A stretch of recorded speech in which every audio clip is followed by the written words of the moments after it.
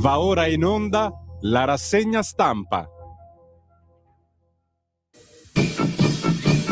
Ma che aspettate a batterci le mani, a mettere le bandiere sul balcone?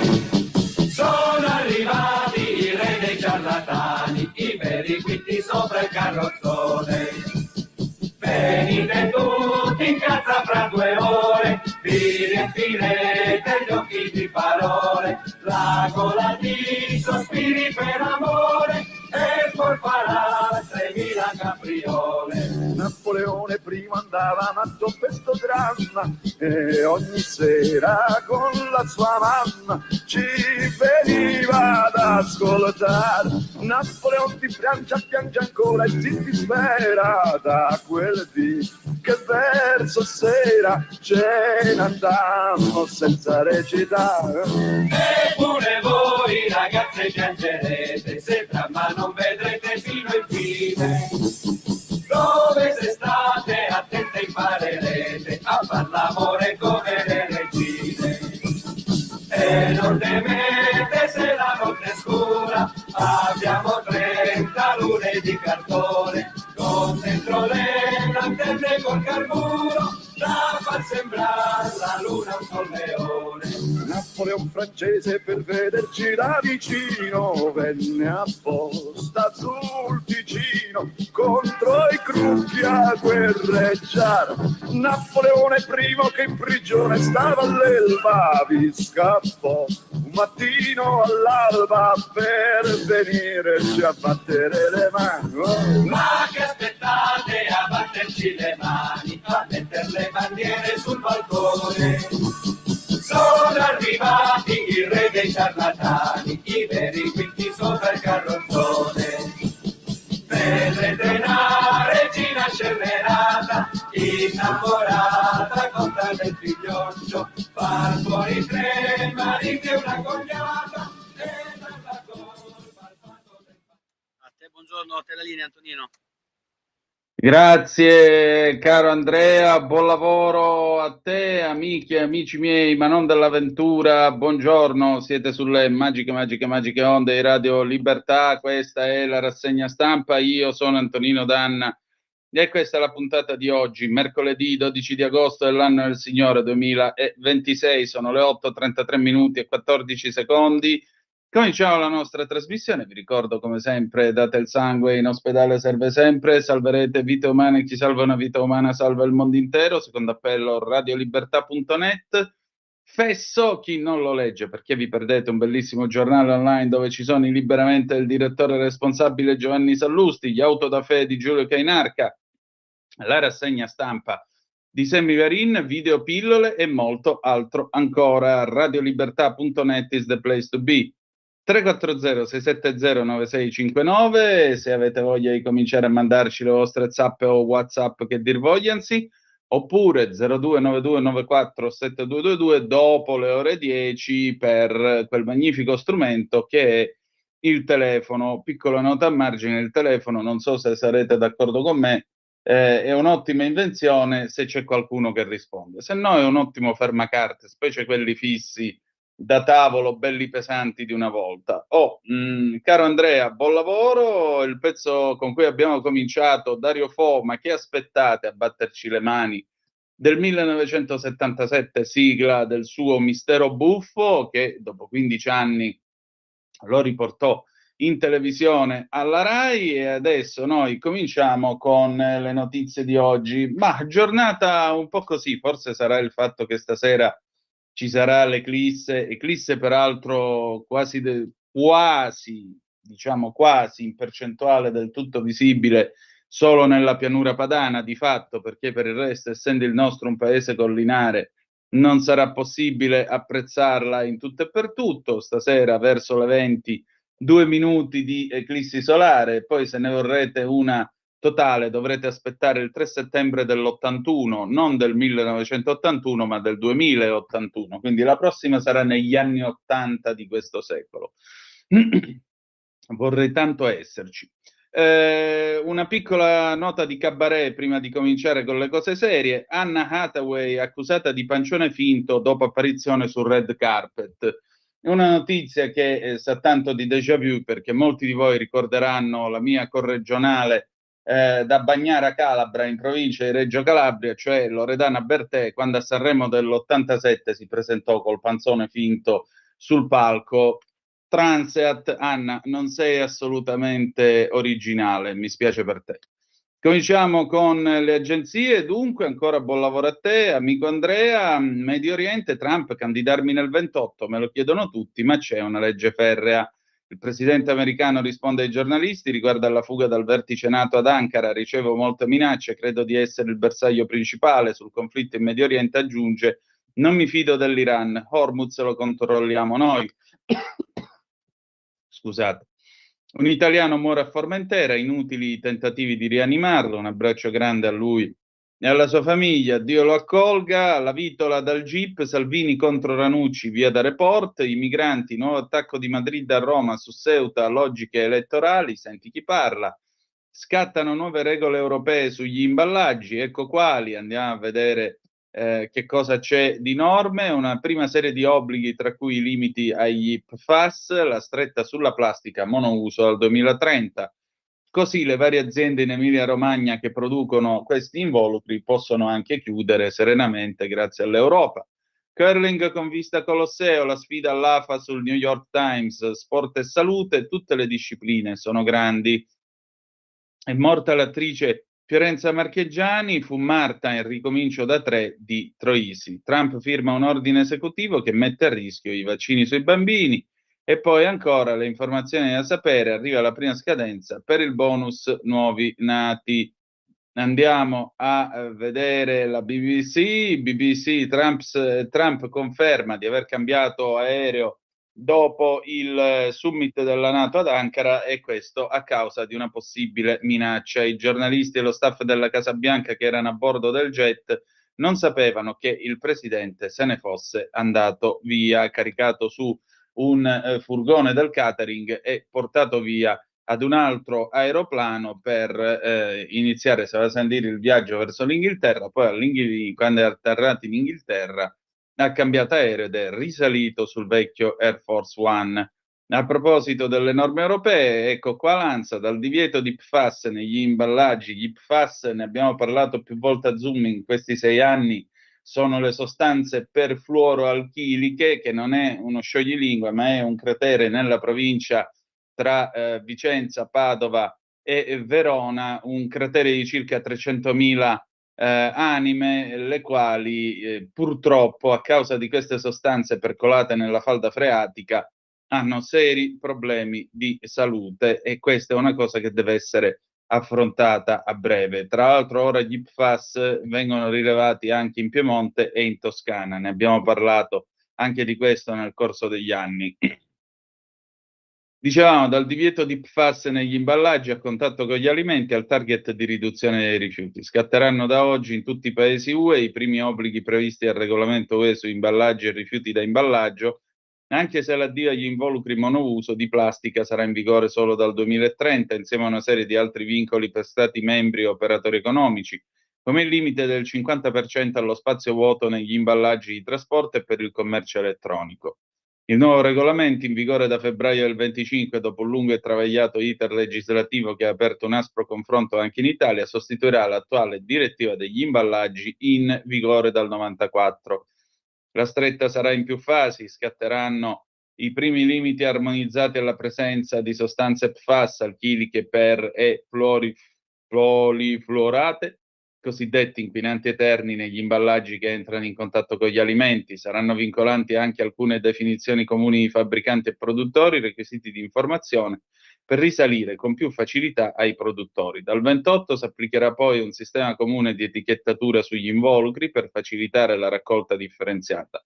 Ulteriori vincoli, quelli più stringenti, scatteranno solo dal 2030, quando, tra le altre cose, sarà vietato immettere sul mercato alcune tipologie di imballaggi monouso di plastica, tra cui le bustine di ketchup e maionese, conserve, salse, creme per caffè, zucchero, facilmente reperibili in bar e ristoranti. Il divieto si estende anche alle boccette di shampoo o creme usati negli hotel, le buste di plastica per frutta e verdura fresca preconfezionata di peso inferiore a 1,5 kg, i contenitori per alimenti e bevande riempiti e consumati nei bar e nei ristoranti. Per le microimprese è assicurata un'esenzione in assenza di alternative disponibili sul mercato, prevista anche per i nuovi obiettivi di riutilizzo che scatteranno anche questi dal 2030. Adesso andiamo avanti con le prime pagine dei quotidiani. Ecco qua, cominciamo con Avvenire, il quotidiano dei vescovi, Sava Sandir, mio giovane amico, ecco qua, perfetto, tutta finestra. Oggi, tra l'altro, è Santa Giovanna Francesca de Chantal, vedova religiosa, non mi ricordavo. Comunque, questo è Avvenire, il Fatto, Leone XIV lancia il tema della prossima giornata mondiale del 1 gennaio, i rischi dell'intelligenza artificiale alla guida, guerre inaccettabili, il Papa, disarmare la tecnica, servire la pace, la politica come responsabilità preventiva. La proposta del Nobel ai bimbi di Gaza, ecco perché sì, no, si rischiano doppi standard. Beh, per esempio ai fratelli Bibas, Ariel e Kfir non gliel'hanno dato il premio Nobel, avevano solo la colpa di essere ebrei, avere pochi mesi di vita, soprattutto il piccolo Kfir, e di vivere nel posto sbagliato il 7 di ottobre del 2023. Però diamo il premio a Gaza e dimentichiamoci degli altri. La Turchia dà il via, non sono bambini quelli degli ebrei, quindi non importa. Evidentemente la logica è questa qui. La Turchia dà il via alla riconciliazione col PKK, politica nel programma da abolire il femminicidio e la legge Mancino, Vannacci scopre le carte, più patriarcato e meno UE, tra l'altro un programma scritto con l'intelligenza artificiale, come ha dimostrato Libero, poi ve lo leggerò. Per Jabloko, il partito dei pacifisti in Russia, urne proibite, ma ha vinto fra i giovani. Mosca, la protesta dei ragazzi, la notte finirà. Ancora per il sisma in Colombia, ancora più di 3.000 dispersi, oltre la moratoria, Libano, primo paese arabo ad abolire la pena di morte, Lugo di Romagna, vandalismi di ragazzi, chiesa costretta a chiudere. Corriere della Sera, l'inchiesta, Salvini via da report, lui vuole sospendermi, scontro su Ranucci, nelle chat le mosse per la candidatura, il giornalista integrò il sondaggio di Lavitola. Posso dire, mamma mia che vicenda così piccola, ma davvero qui stiamo gonfiando le ambizioni di uno che voleva buttarsi in politica con un amico, bah, non mi esprimo sull'amico, si esprimeranno i giudici, con questo attentato che secondo i magistrati quindi sarebbe stato fatto dalla Vitola all'insaputa di Ranucci per creare la vittima, per dargli l'alone di combattente per la legalità e quindi proiettarlo verso la guida del campo largo, veramente ve lo giuro, cioè, è anche un film noioso. Se fosse un film sarebbe noioso, posso dirlo. Parliamo di cose serie, occupiamoci di cose serie. Parla Matteo Renzi, Salis un nome forte, la sindachessa di Genova, stiamo dicendo. Tra Schlein e Conte è solo una guerra di posizione, parla il leader di Italia Viva, Matteo Renzi. È una proposta credibile o è un bacio della morte, secondo voi? 340-670-9659. La UE e le norme, Madrid e Roma tornano ad accusarsi, ancora una lite sui migranti, non svedese alla linea Sanchez. La guerra e le armi, i missili di Kim sull'Ucraina, allarme Patriot, Venezia, le 77 villette nell'oasi naturale, tra le dune e la riserva della Lipo e Pellestrina, insorgono gli ambientalisti. Vedete, la Guardia Civile indaga, Formentera, turista italiano muore in mare, e poi li vedete qui nella fotonotizia a centropagina, Delusione Jacobs si infortuna nella finale dei 100 metri, il giorno d'oro degli azzurri all'Europeo, giornata trionfale per gli azzurri agli europei di atletica e nuoto, arrivano 3 medaglie d'oro con in mincia Nicolò Martinenghi con la vittoria nei 100 rana, poi tocca a Simona Quadarella negli 800 stile libero, Nadia Battocletti trionfa nei 5.000 metri dell'atletica, Marcel Jacobs si ritira in finale. Il Domani, Ceuta, la Spagna contro Meloni, ritorsione per motivi elettorali, il governo di Sanchez attacca di nuovo la sospensione di Schengen decisa dal governo italiano, gli errori della UE sull'immigrazione, limitare i flussi regolari, sta aumentando i ricatti degli autocrati, Salvini sempre più isolato, sfuma il sogno del Viminale, la Premier, nessun rimpasto. Le carte dei PM al comitato etico, assedia a Ranucci, la RAI lo vuole fuori da report. La riforma dell'intelligence, potere e servizi, Merz sfrutta l'ansia da droni. Io avrei un sommesso consiglio. Evitiamo editti non più bulgari, ma chiamiamoli estivi come volete, questa roba qua. Non sto parlando di Enzo Biagi perché Enzo Biagi è un signore che si è illustrato da solo nel campo del giornalismo per la sua grandezza e la sua bravura, quindi non aveva certo bisogno dell'editto bulgaro di Berlusconi per diventare più famoso o più popolare. Enzo Biagi è un mito e lo togliamo da questo discorso, e massimo rispetto per la sua figura di professionista e di uomo. Per quanto riguarda gli altri, però, l'editto bulgaro ha creato le vittime, no? Biagi, Santoro, come si chiama quello? Lutazzi? Ecco, sommesso consiglio a Matteo Salvini, lascia perdere, perché se no qui creiamo un altro che verrà a fare il martire, a dire che quel cattivone di Salvini con cattiveria padana ha voluto cacciarlo dalla Rai, che ci sono i fascisti, che non siamo liberi, ma che si facesse pure Report, Ranucci, tanto voglio dire, la vicenda nella sua piccolezza mostra quello che è, per cui non c'è bisogno di, di- di- di andare oltre, ecco, mettiamola così, se mi posso permettere. Il Fatto Quotidiano, governi padroni impediscono il dibattito in 18 paesi su 27, al riarmo non si discute, aggirati i parlamenti UE, fondi safe forzati, il servizio studi delle nostre Camere sulle democrazie dimezzate, Vignarca diventa tutto scelta tecnica come per i caccia F-35. Le elezioni nei paesi belligeranti, un anno da Anchorage, più armi e conflitti, Tel Aviv, Mosca, Kiev, guerra ai pacifisti con vista urne. Andiamo a vedere il giornale, eccolo qua. Dopo l'attentato, l'inchiesta si allarga, il faro dei PM anche sul report, non solo sulla bomba, adesso si indaga sulle ingerenze di Lavitola sul giornalista. L'ipotesi è che il faccendiere e il conduttore abbiano concordato temi e bersagli delle puntate, oggi l'interrogatorio. Walter intercettato, io tranquillo, Sigfrido amico delle toghe. Le mosse del governo, leggenda Meloni per l'autunno, tasse al lavoro, poi la Premier taglia corto su Vannacci, è un'operazione che favorisce la sinistra. Fotonotizia a centropagina, il viaggio in Turchia di luglio, Trump fuga in camion per evitare l'attentato. La ricetta del leghista, Banchi e Salvini, adesso serve un contributo sugli utili. Sanchez in crisi, follia Spagna, attacca ancora l'Italia su Ceuta e poi l'eclissi di stasera, il sole nero, ecco come vederlo, parla Dorighezzi, quando il mio Faber voleva votare uno di destra. Già, perché De André per un certo periodo parlò bene della Lega e delle sue istanze autonomiste. Il Tempo, presto, un alibi per Valterino, quella stranissima telefonata in cui Ranucci, presunta vittima, e la Vitola, presunto mandante, ragionano insieme su come costruire un alibi per il secondo. Come si spiega? Sigfrido era davvero soggiogato psicologicamente da Valterino o qualcosa ci sfugge? A saperlo. Commissione Covid, il presidente Lisei, i disastri gestionali durante il Covid certificati dai tribunali. Uno scandalo Fauci c'è anche qui da noi. Antimafia, Sara Chelani, domande a Scarpinato quei rapporti con Montante e poi ossessione anti-italiana, narrazione pro Sanchez della sinistra. Governo Pinocchio, tutti gli imbrogli di Pedro che la sinistra non vede. Il tempo di Osho, il momento più divertente della rassegna stampa.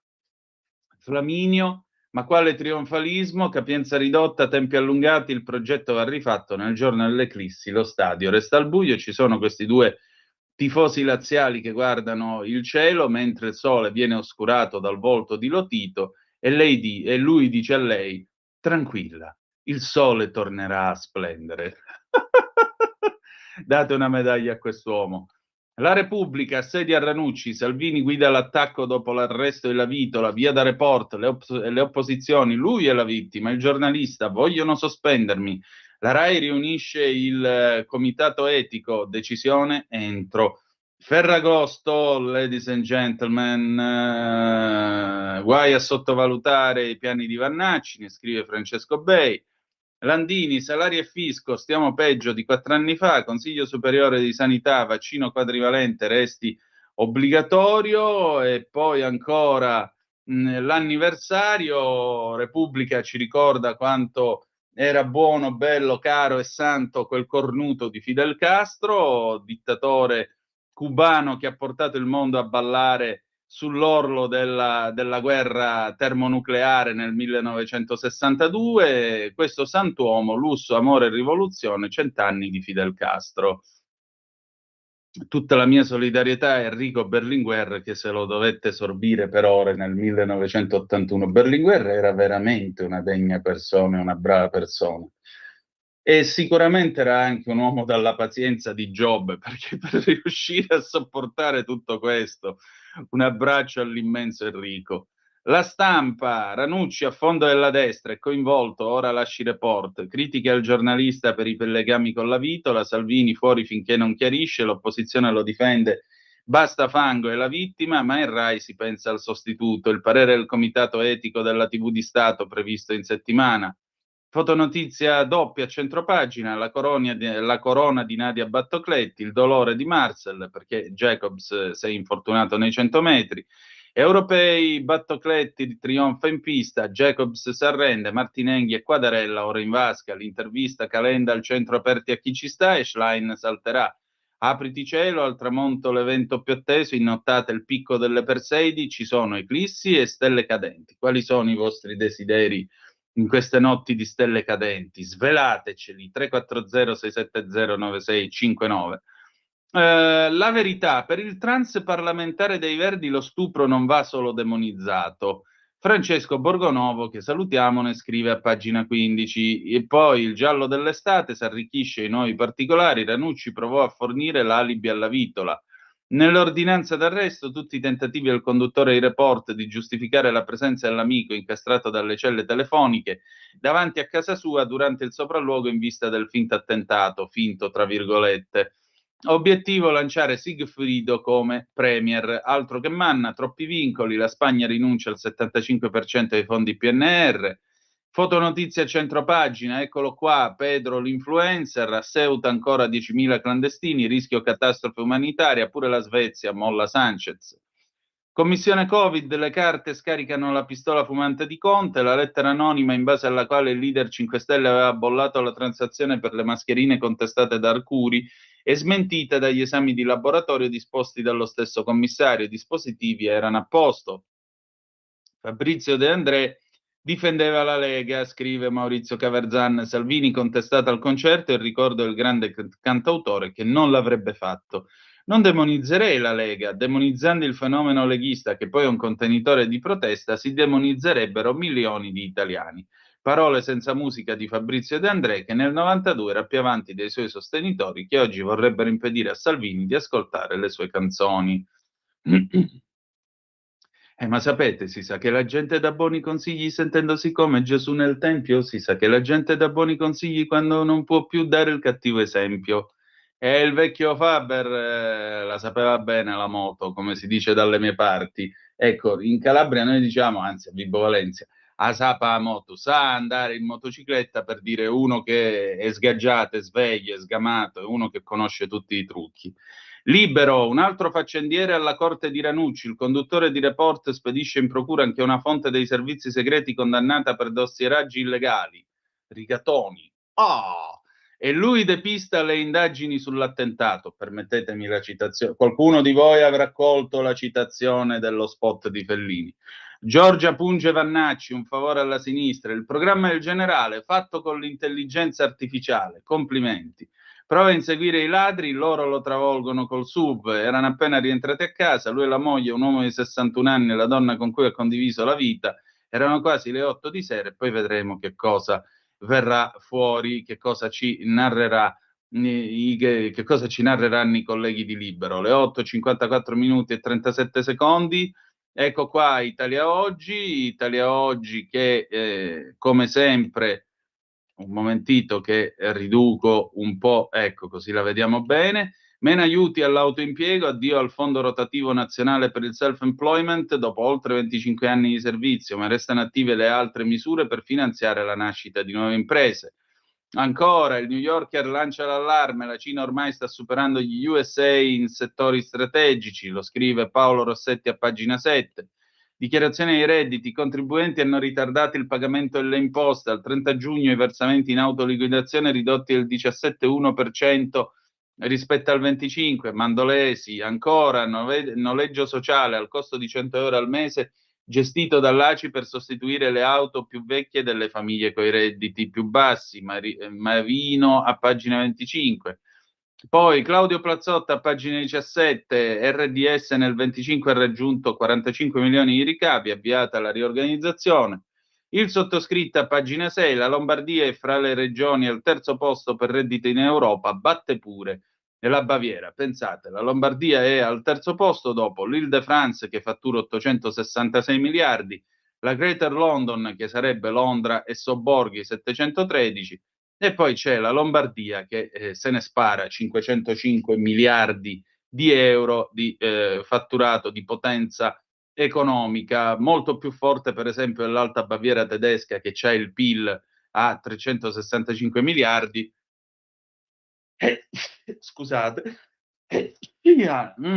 questa l'aria condizionata, buona gente. E poi l'irlandese Eastern and Midland ferma a quota 330. Dopodiché, implacabile come sempre, diritto al rovescio con Pierluigi Magnaschi. Sentite un po' qua, mezz'ora sul divano aumenta il rischio di morte per cancro.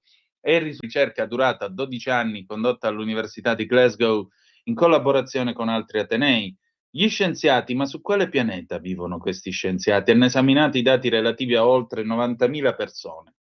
Ed è emerso che stare seduti o sdraiati da svegli per più di 30 minuti consecutivi al giorno è associato a un aumento del rischio di morte per cancro. I risultati inoltre indicano che il rischio aumenta per ogni ora aggiuntiva di inattività continuativa. Quindi, se non vogliamo morire prematuramente, non possiamo sederci sul divano nemmeno per leggere un libro, guardare un film, distrarci con Facebook o Instagram.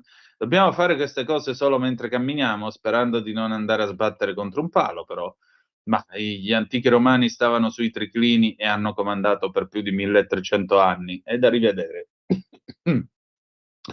I nostri amici del quotidiano di Sicilia, in Europa il debito accelera, ma il PIL frena, von der Leyen ingessa lo sviluppo dell'UE, dati UPB, l'indebitamento medio dell'UE sale all'84,2% del prodotto interno lordo, ma le ricadute sulla crescita economica si riducono, più 1,6% nel 25, più 1,4% nel 26. Dalle province Palermo, RAP, via libera al bilancio, Agrigento, acqua, nuove autobotti dalla regione, Siracusa, investimenti, tutelare l'Arenella. Parla Salvini, ponte sullo stretto, auspico i cantieri entro fine anno.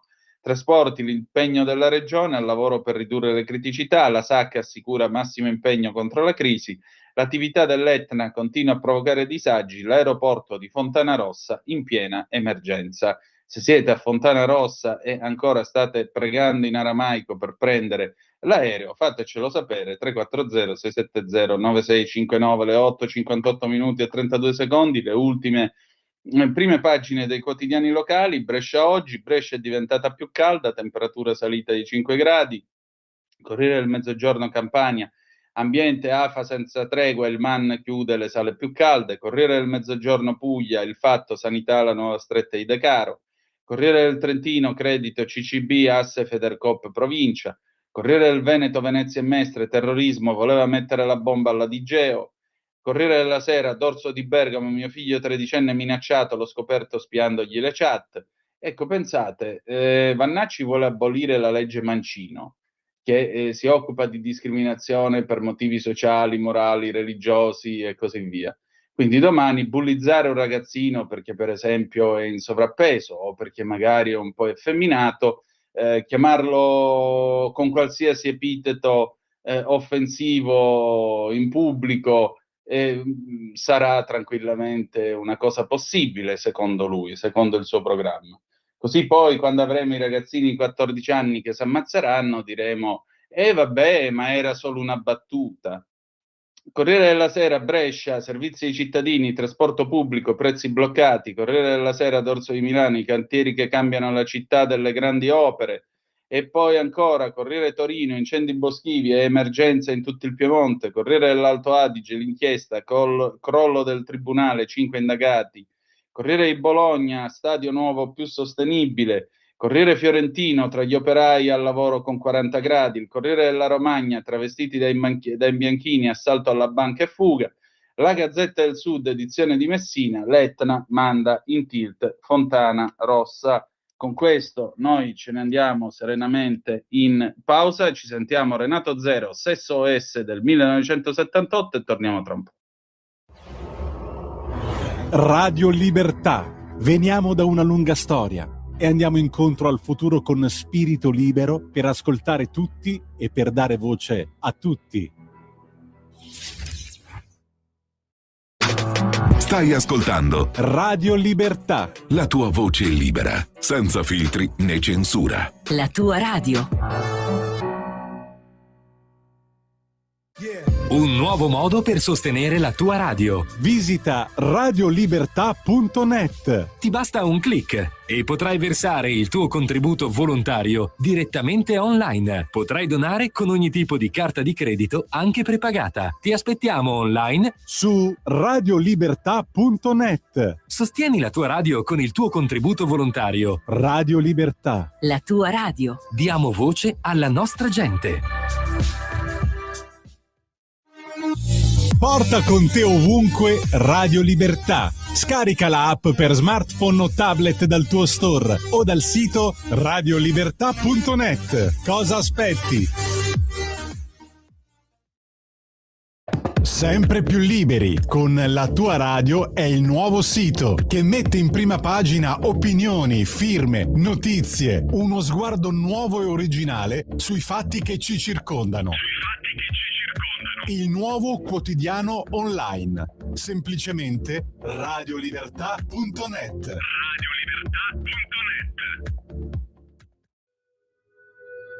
Radio Libertà. In un mondo in cui i mezzi di informazione vanno verso una sola voce, una radio che di voci vuole averne tante.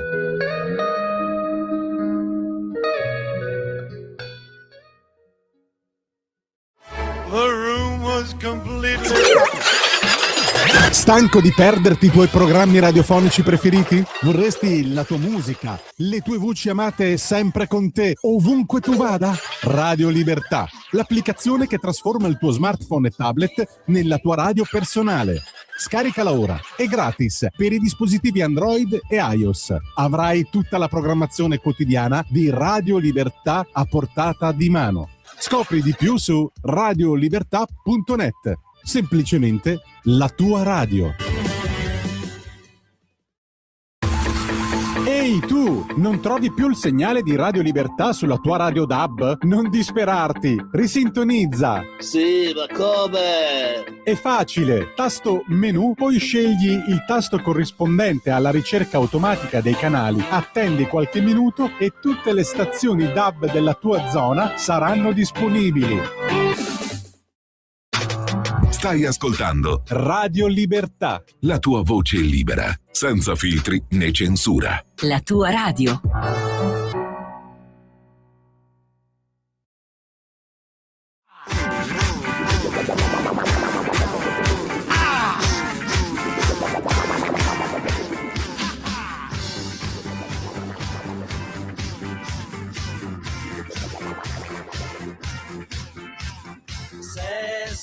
Mi dispiace niente sesso, sono l'ombra di me stesso, sono ormai ridotto all'osso. Sesso, tutto intorno è sesso, la tua pelle in cartellone, tutto un mondo in distorsione. Niente da inventare, niente da maledire, che l'amore sia amore, non un morto da esumare, o affidarsi al sesso e buttare i sentimenti in fondo al cesso. Vita, fa che sia vita, che io schiavo non sia di una squallida idea, che quel letto non sia la chiave di tutto. È vero che ti sai dare, l'amore non è godere, l'amore non è un affare, non è un modo di dire l'amore. Sesso, sesso, sesso, che la tua non sia una sfida, un dovere il dare, un insulto il verbo amare. Sesso, una frase senza nesso, forse un compromesso per chi è già stato fatto fesso. Senza mai invecchiare, con rimorso per tutore, fare finta di cambiare, mentre resta tutto uguale, può affidarsi al sesso e buttare i sentimenti in fondo al cesso. Ah ah! Vita, ho bisogno di vita, cambia un poco anche tu, cerca d'essere tu, prima che la notte scenda e sia finita. Vita, questo avanzo di vita, questo straccio di vita, pare meno di niente, ha di bello solamente che vita. Sesso, sesso.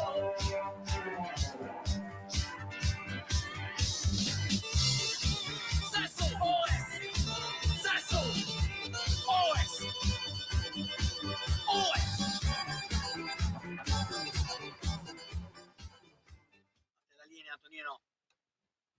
Grazie Andrea, si sono fatte le 9, 6 minuti e 32 secondi sulle magiche onde di Radio Libertà. Antonino Danna al microfono con voi per questa rassegna stampa. 340-670-9659 se avete voglia di dire la vostra attraverso la Zap o il WhatsApp. Cominciamo con un tema che apparentemente sembra lontano da noi o settoriale, cioè l'appello del Papa per la giornata mondiale della pace il prossimo 1 gennaio. Non usate l'intelligenza artificiale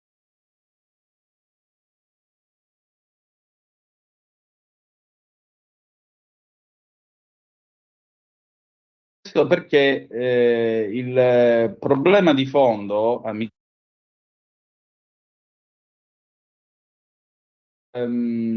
l'utilizzo dell'intelligenza artificiale a fini militari. Spiego meglio. Durante la recente guerra contro l'Iran, sapete che il primo giorno sì, ho un piccolo problema di connessione, ma ora dovremmo essere a posto. Andrea, dammi un cenno. Vediamo un po'. Sì, per ora sì, perfetto, allora possiamo procedere. Dicevamo, durante l'ultima guerra contro l'Iran, sapete che nel primo giorno di guerra Israele ha fatto fuori qualcosa come 2000 obiettivi in un colpo solo. Perché? Perché è stata l'intelligenza artificiale a individuare quelli che erano i bersagli più, diciamo così, pericolosi, appetibili e quindi suggerire gli interventi militari. Ma l'intelligenza artificiale ha sbagliato, nel caso degli americani, con la scuola dove sono morti i bambini. Perché? Perché i vecchi dati che aveva in pancia l'intelligenza artificiale dicevano che quella fosse anche una base dei Pasdaran e quindi come tale un obiettivo da colpire. Aggiungo un'ultima cosa.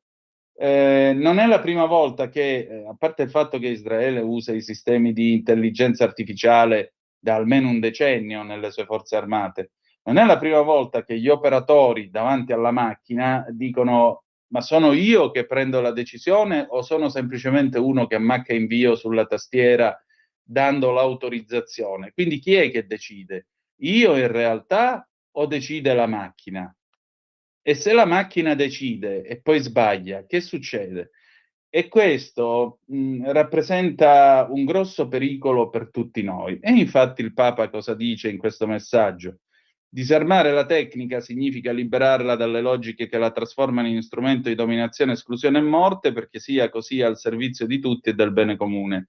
Questo impegno per un uso corretto dell'intelligenza artificiale, ha sottolineato Leone ancora una volta, è simile a quello per il disarmo nucleare, per cui la Chiesa si adopera da molto tempo. Disarmare l'intelligenza artificiale, si legge nell'enciclica, significa sottrarsi alla logica della competizione armata, che oggi non è più solo militare, ma economica e cognitiva. Vuol dire rompere questa equivalenza tra potenza, tecnica, diritto di governare, impedire alla tecnologia di dominare l'umano.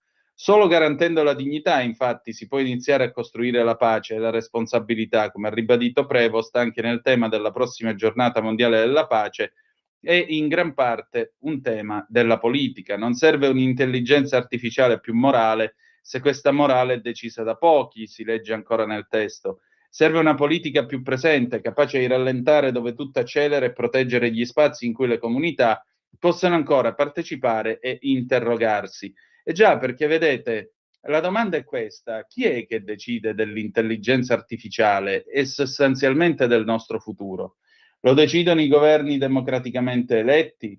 O lo decidono invece delle piccole società formate da 4 ragazzi, 4 start-up che hanno la proprietà dei vari modelli a cui voi vi rivolgete, ChatGPT, Gemini, quello che volete voi, e che quindi programmano l'intelligenza artificiale, la addestrano, le dicono come deve rispondere, come deve agire, come deve comportarsi.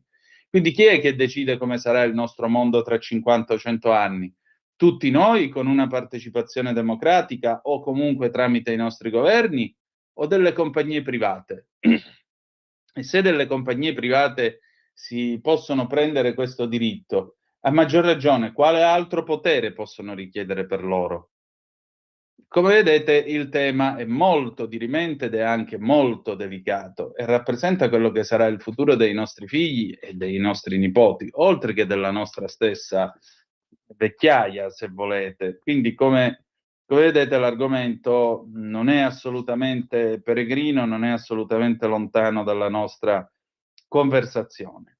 Detto ciò, noi adesso proseguiamo, ve lo lascio comunque come tema di riflessione al 340-670-9659 e andiamo a occuparci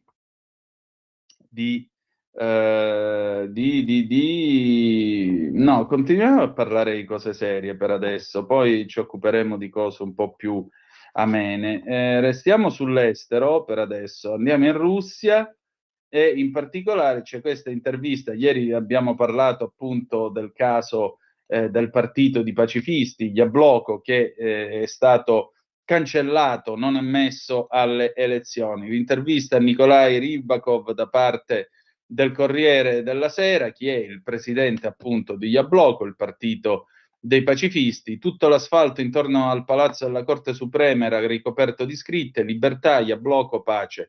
Quest'ultima era scritta in molte lingue del mondo perché la si potesse comprendere non solo in Russia, e ho intuito che anche il giudice l'aveva notato. L'aula era piena, gli slogan da fuori, le grida vergogna si sentivano bene.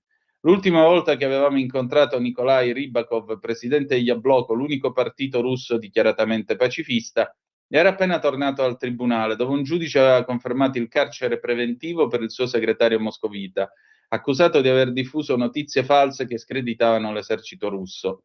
L'ispiratore del nuovo corso, decisamente più impegnato e meno avvezzo ai compromessi dei vecchi dirigenti, è un economista con la faccia da ragazzo che rivela meno dei suoi 47 anni. Adesso che una sentenza ha quasi del tutto escluso Yabloko dalle prossime elezioni parlamentari, è doveroso chiedergli quali sono il peso e il senso di questa decisione. Al momento non significa nulla. Continuiamo a svolgere la nostra campagna, ci prepariamo a fare appello.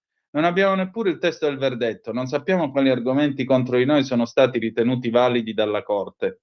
Secondo lei è un verdetto ispirato dall'alto? Non dobbiamo tirare a indovinare, perché il modo in cui vengono prese queste decisioni non si capisce con la ragione, non hanno una vera logica. L'unica cosa certa è che la nostra posizione è chiara, nota a tutti. Forse è questo il problema. Yabloko è un partito pacifista assolutamente legale che non ha mai violato alcuna legge. Il popolo russo è davvero contro la guerra? E in quale misura? Come minimo sono decine di milioni di persone, lo si capisce e lo si vede sempre di più. Comunque vada, il risultato principale delle future elezioni e della campagna elettorale è questo. Ormai risulta impossibile dire che in Russia non esistano persone che si schierano per la pace. L'immagine dei giovani radunati davanti alla Corte Suprema non rischia di sbiadire subito? Sono molti di più, lei non immagina quanti, tutti quelli che non si sono limitati a dire di sostenere Yabloko, ma si sono impegnati, si sono messi a registrare video, scrivere post, donare soldi per la campagna elettorale, iscriversi come volontari. Non lo fanno semplicemente perché gli piace Yabloko come partito. Non siamo così presuntuosi da pensare questo. Lo fanno perché vogliono la fine di questa guerra, vogliono in qualche modo farsi sentire e farsi avanti. I giovani che lunedì si sono radunati vicino alla sede del tribunale sono semplicemente dei pacifisti. Putin è forte nella società russa come lo era nel febbraio del 22? È una domanda difficile. La nostra gente ha fatto molto perché non solo in Europa si sia consapevoli che in Russia tanti sono per la pace, ma affinché lo veda anche Putin.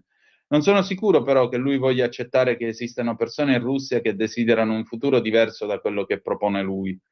Perché Jabloko non ha il sostegno di alcuni celebri oppositori all'estero come Kasparov e Khodorkovsky?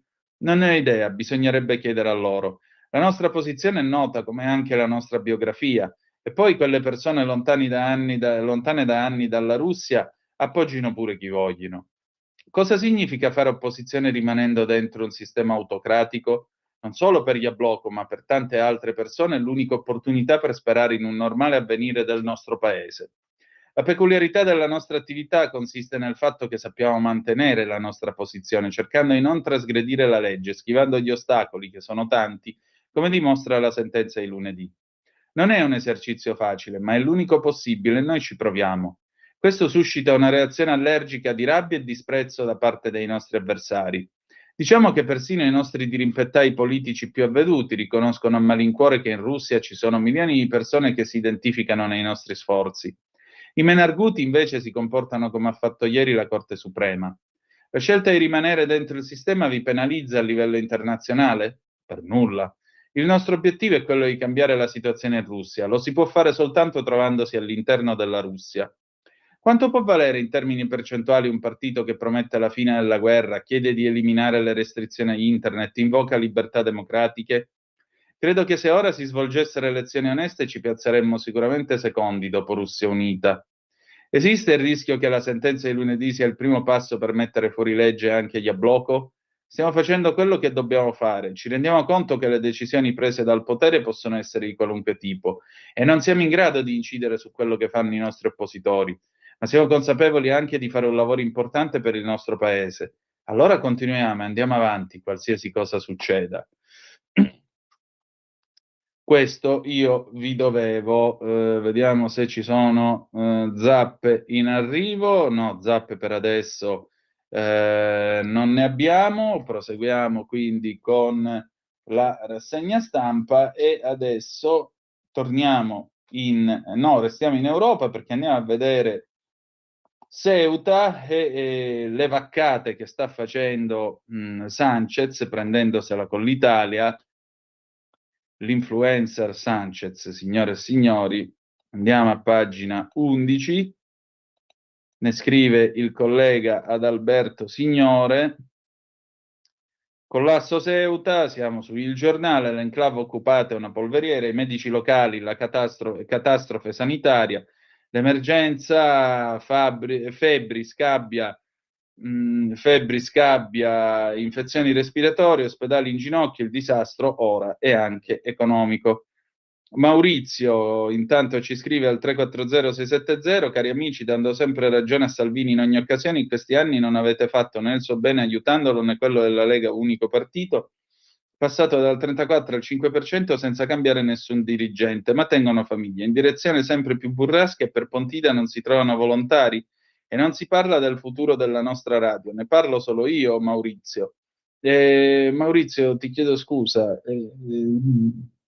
cosa doveva fare questa radio? La Fronda, a parte il fatto che la radio non è di proprietà del partito, quindi non capisco il senso della cosa. Alla fine ci sono delle decisioni che sono state prese, quindi non le abbiamo prese certo noi. Allora, noi facciamo i giornalisti, che è diverso. Collasso Ceuta, vi dicevo, l'enclave occupata è una polveriera, i medici locali, catastrofe sanitaria, e in particolare il bilancio umano nelle acque dello stretto di dove? Lo stretto di Gibilterra, ovviamente, è spaventoso. Le agenzie internazionali, colleghi spagnoli, contano già tra i 60 e i 71 corpi ripescati nelle secchie stroncati all'ipotermia.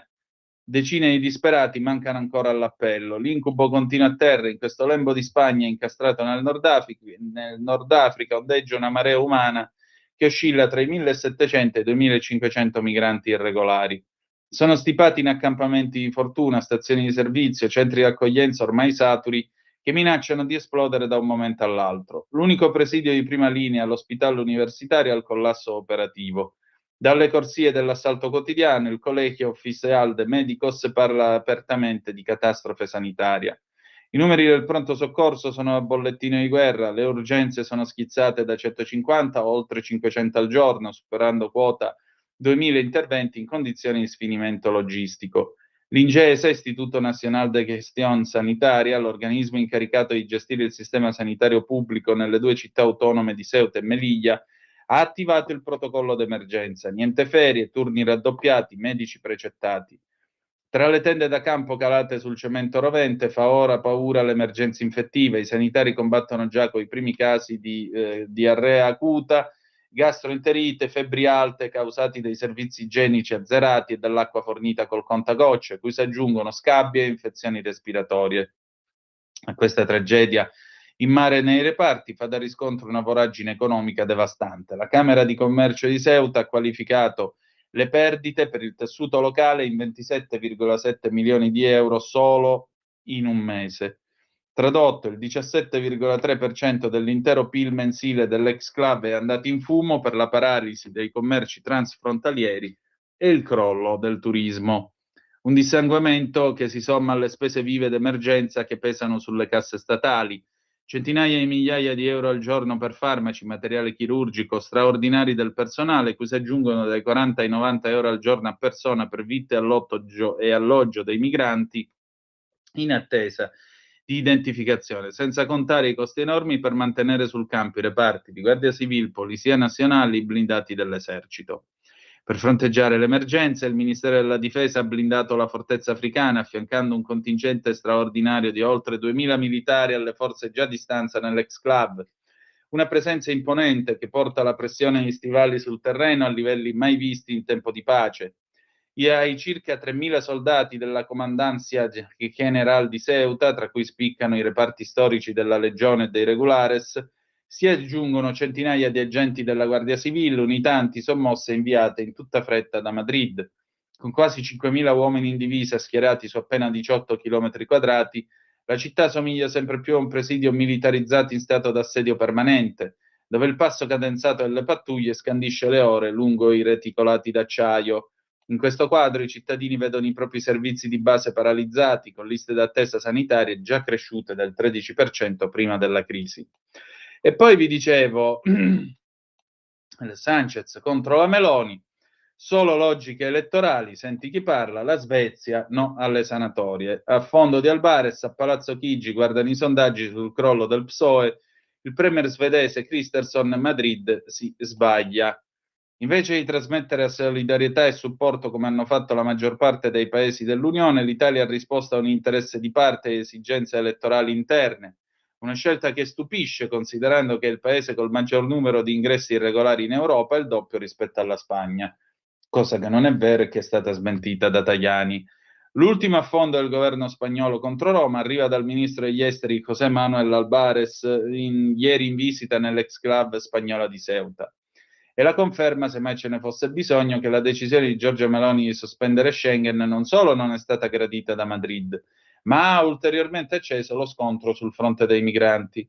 Col premier spagnolo Pedro Sánchez, che prima ha deciso come ritorsione di reintrodurre i controlli alla frontiera con l'Italia, e ieri ha mandato avanti Albares per accusare Meloni di essere mossa solo da ragioni elettorali. Un braccio di ferro che a questo punto è destinato ad andare avanti ancora diversi giorni, visto che Palazzo Chigi non intende rivedere la sua posizione prima del 15 di agosto, giorno in cui diversi media ipotizzano una nuova emergenza migratoria a Ceuta. Per domani alle 14.30, intanto, il Comitato parlamentare Schengen, che è composto da 10 deputati e 10 senatori, ha convocato in audizione a San Macuto il ministro dell'Interno Matteo Piantedosi, che ribadirà le preoccupazioni che hanno spinto il governo a chiudere le frontiere con la Spagna e ad aprire il durissimo scontro diplomatico con Madrid. Una decisione che confermano sia dal Viminale che dalla Farnesina potrà essere revocata quando la minaccia rientrerà e dunque dopo Ferragosto. Non a caso è lo stesso Matteo Salvini a lasciare intendere che la sospensione del blocco di Schengen dopo il 15 agosto è uno scenario dei più probabili. Vediamo cosa verrà fuori perché, spiega il vice premier, non la politica ma diversi servizi segreti dicono che l'allarme a Ceuta non è finito. Arriviamo alla metà d'agosto e vediamo se Sanchez riuscirà a difendere i suoi confini non solo con le boe, e ne riparliamo dopo Ferragosto. Nessuna replica diretta invece all'affondo di Albares, anche se a Palazzo Chigi C'è chi non manca di sottolineare il corposo calo dei sondaggi registrato da Sanchez dopo la crisi a Ceuta. Adesso noi rientriamo in Italia e nel rientrare in Italia andiamo a occuparci di cronaca nera, 2 casi di nera, eccoli qui, andiamo sul Libero, in particolare andiamo a pagina 16, poi parleremo di cose serie di Salvini. Allora, andiamo a pagina, dov'è? A Boston si può abortire anche fino al 9° mese. Il Massachusetts, 10° stato americano che legalizza l'uccisione del nascituro senza limiti di tempo. Per non ammettere che si tratta di infanticidio la chiamano salute riproduttiva. Mi viene il vomito. Lo posso dire, sì? Vediamo un po'. Oh, ecco qua. Allora. Libero, pagina 16, ne scrive la collega Claudio Smetti, insegue i ladri sorpresi in casa, loro lo travolgono col SUV. Il 61enne investito dai malviventi durante la fuga è stato ricoverato con varie fratture in ospedale. Era appena rientrato a casa, lui e la moglie, un uomo di 61 anni, la donna con cui ha condiviso la vita, poco prima delle 8 di sera a Spessapochio, un paesino di 600 anime in provincia di Pavia, uno di quelli della bassa lombarda dove non succede mai niente e ci si rischia pure d'annoiare. Tra l'altro in mezzo a un'afa che non conosce tregua. E invece stavolta la coppia in casa ha trovato i ladri che rovistavano dappertutto. Ferma immagine di un'istantanea, dopo ci arriviamo, fin troppo diffusa nel periodo estivo, la sorpresa iniziale, la paura, lo stordimento per un'intrusione in una sfera così privata, ma anche la reazione magari istintiva, non ragionata, che è prima mettersi in sicurezza e poi evitare di essere derubati. Loro, i delinquenti che colti sul fatto scappano e si infilano in un SUV parcheggiato in strada, lui il proprietario di casa che va loro dietro, vai a sapere perché, forse per un sentimento legittimo di rivalsa. E poi quel fuoristrada, maledetto enorme, guidato probabilmente col panico d'essere presi, che una volta avviato gli passa sopra, lo travolge, lo centra. Sì, d'accordo, è vero, il 61enne rimedia solo delle fratture, non è in pericolo di vita. E sì, va bene anche che in ospedale al pronto soccorso del San Matteo di Pavia ci arriva in codice giallo dopo che la moglie chiama l'ambulanza, lei è illesa. Però come cribbio si fa? Com'è possibile? In che mondo uno che si ritrova ai topi d'appartamenti in salotto deve rischiare addirittura di finire investito dal loro dannatissimo macchinone? Ecco, se quest'uomo avesse avuto una pistola e gli avesse sparato, mentre questi cominciavano ad andargli addosso col SUV e avesse ammazzato quello alla guida, che cosa ne sarebbe stato di lui dopo? Come Ruggero gli finiva. Scommettiamo, 340-670-9659. Sono i carabinieri della compagnia di Stradella, quelli che adesso hanno organizzato i posti di blocco anche tra Pavese e Lodigiano, anche se dei delinquenti per ora non c'è traccia. Gli inquirenti stanno ricostruendo un dettaglio che sembra una sciocchezza, ma non lo è. I ladri sono effettivamente riusciti a dileguarsi con dell'area furtiva oppure no? Perché nel primo caso questa famiglia pavese è vittima 2 volte, nel secondo almeno il colpo è andato a monte.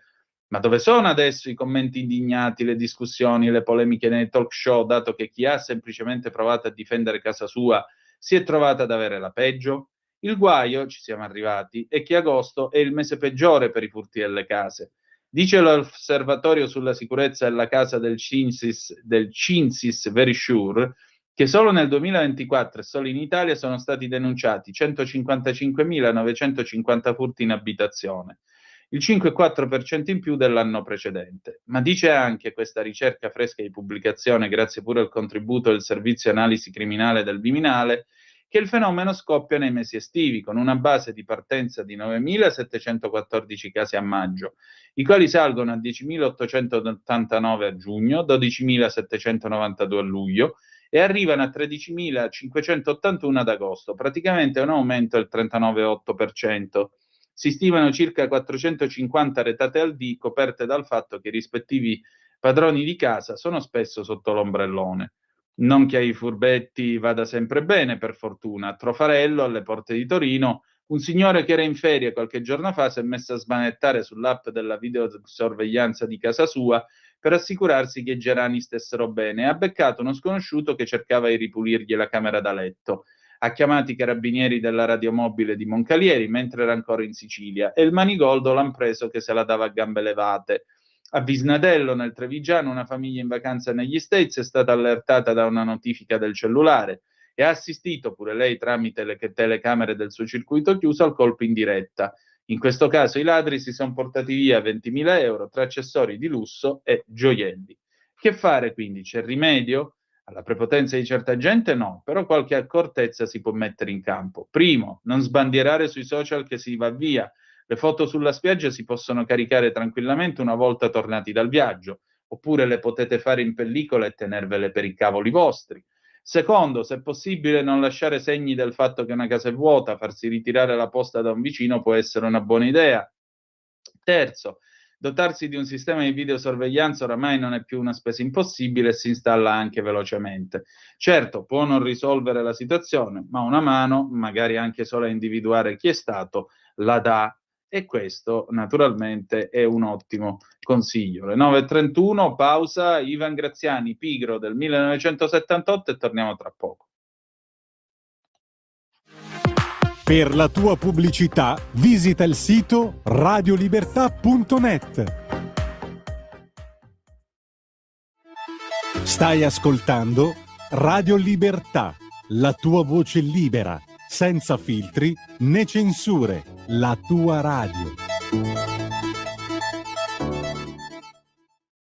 Un nuovo modo per sostenere la tua radio. Visita radiolibertà.net. Ti basta un click e potrai versare il tuo contributo volontario direttamente online. Potrai donare con ogni tipo di carta di credito, anche prepagata. Ti aspettiamo online su radiolibertà.net. Sostieni la tua radio con il tuo contributo volontario. Radio Libertà. La tua radio. Diamo voce alla nostra gente. Stai ascoltando Radio Libertà, la tua voce libera, senza filtri né censura. La tua radio.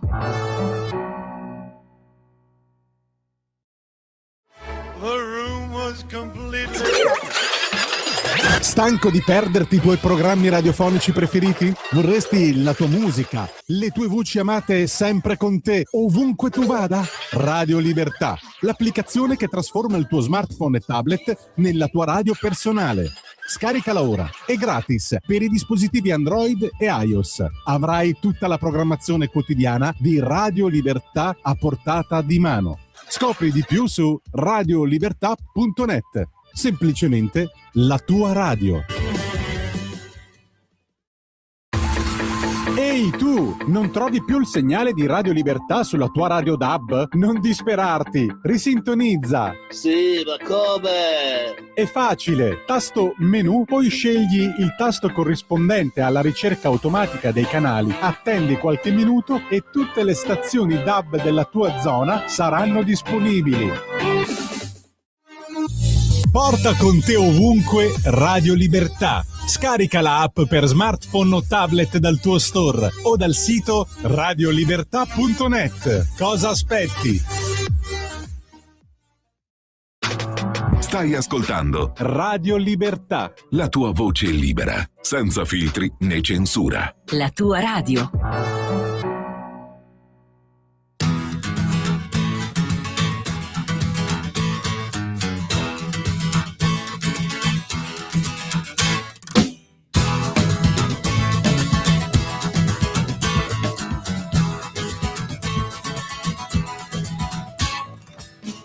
Sai citare i classici a memoria, ma non distingui il ramo da una foglia, il ramo da una foglia, pigro.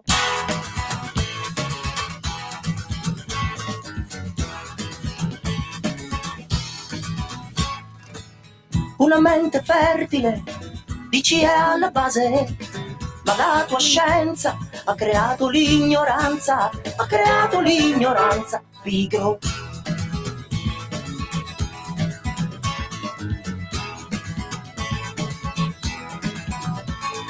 E poi le parolacce che ti lasci scappare, che servono a condire il tuo discorso d'autore, come Papa di Luma che stanno lì a dimostrare che è vero, non si può migliorare col tuo schifo di educazione, pigro.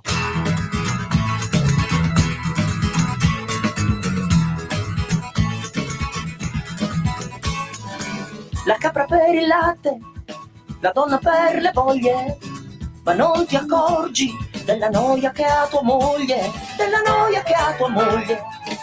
Tu castighi i figli in maniera esemplare, poi dici siamo liberi, nessuno deve giudicare, nessuno deve giudicare. Pigro.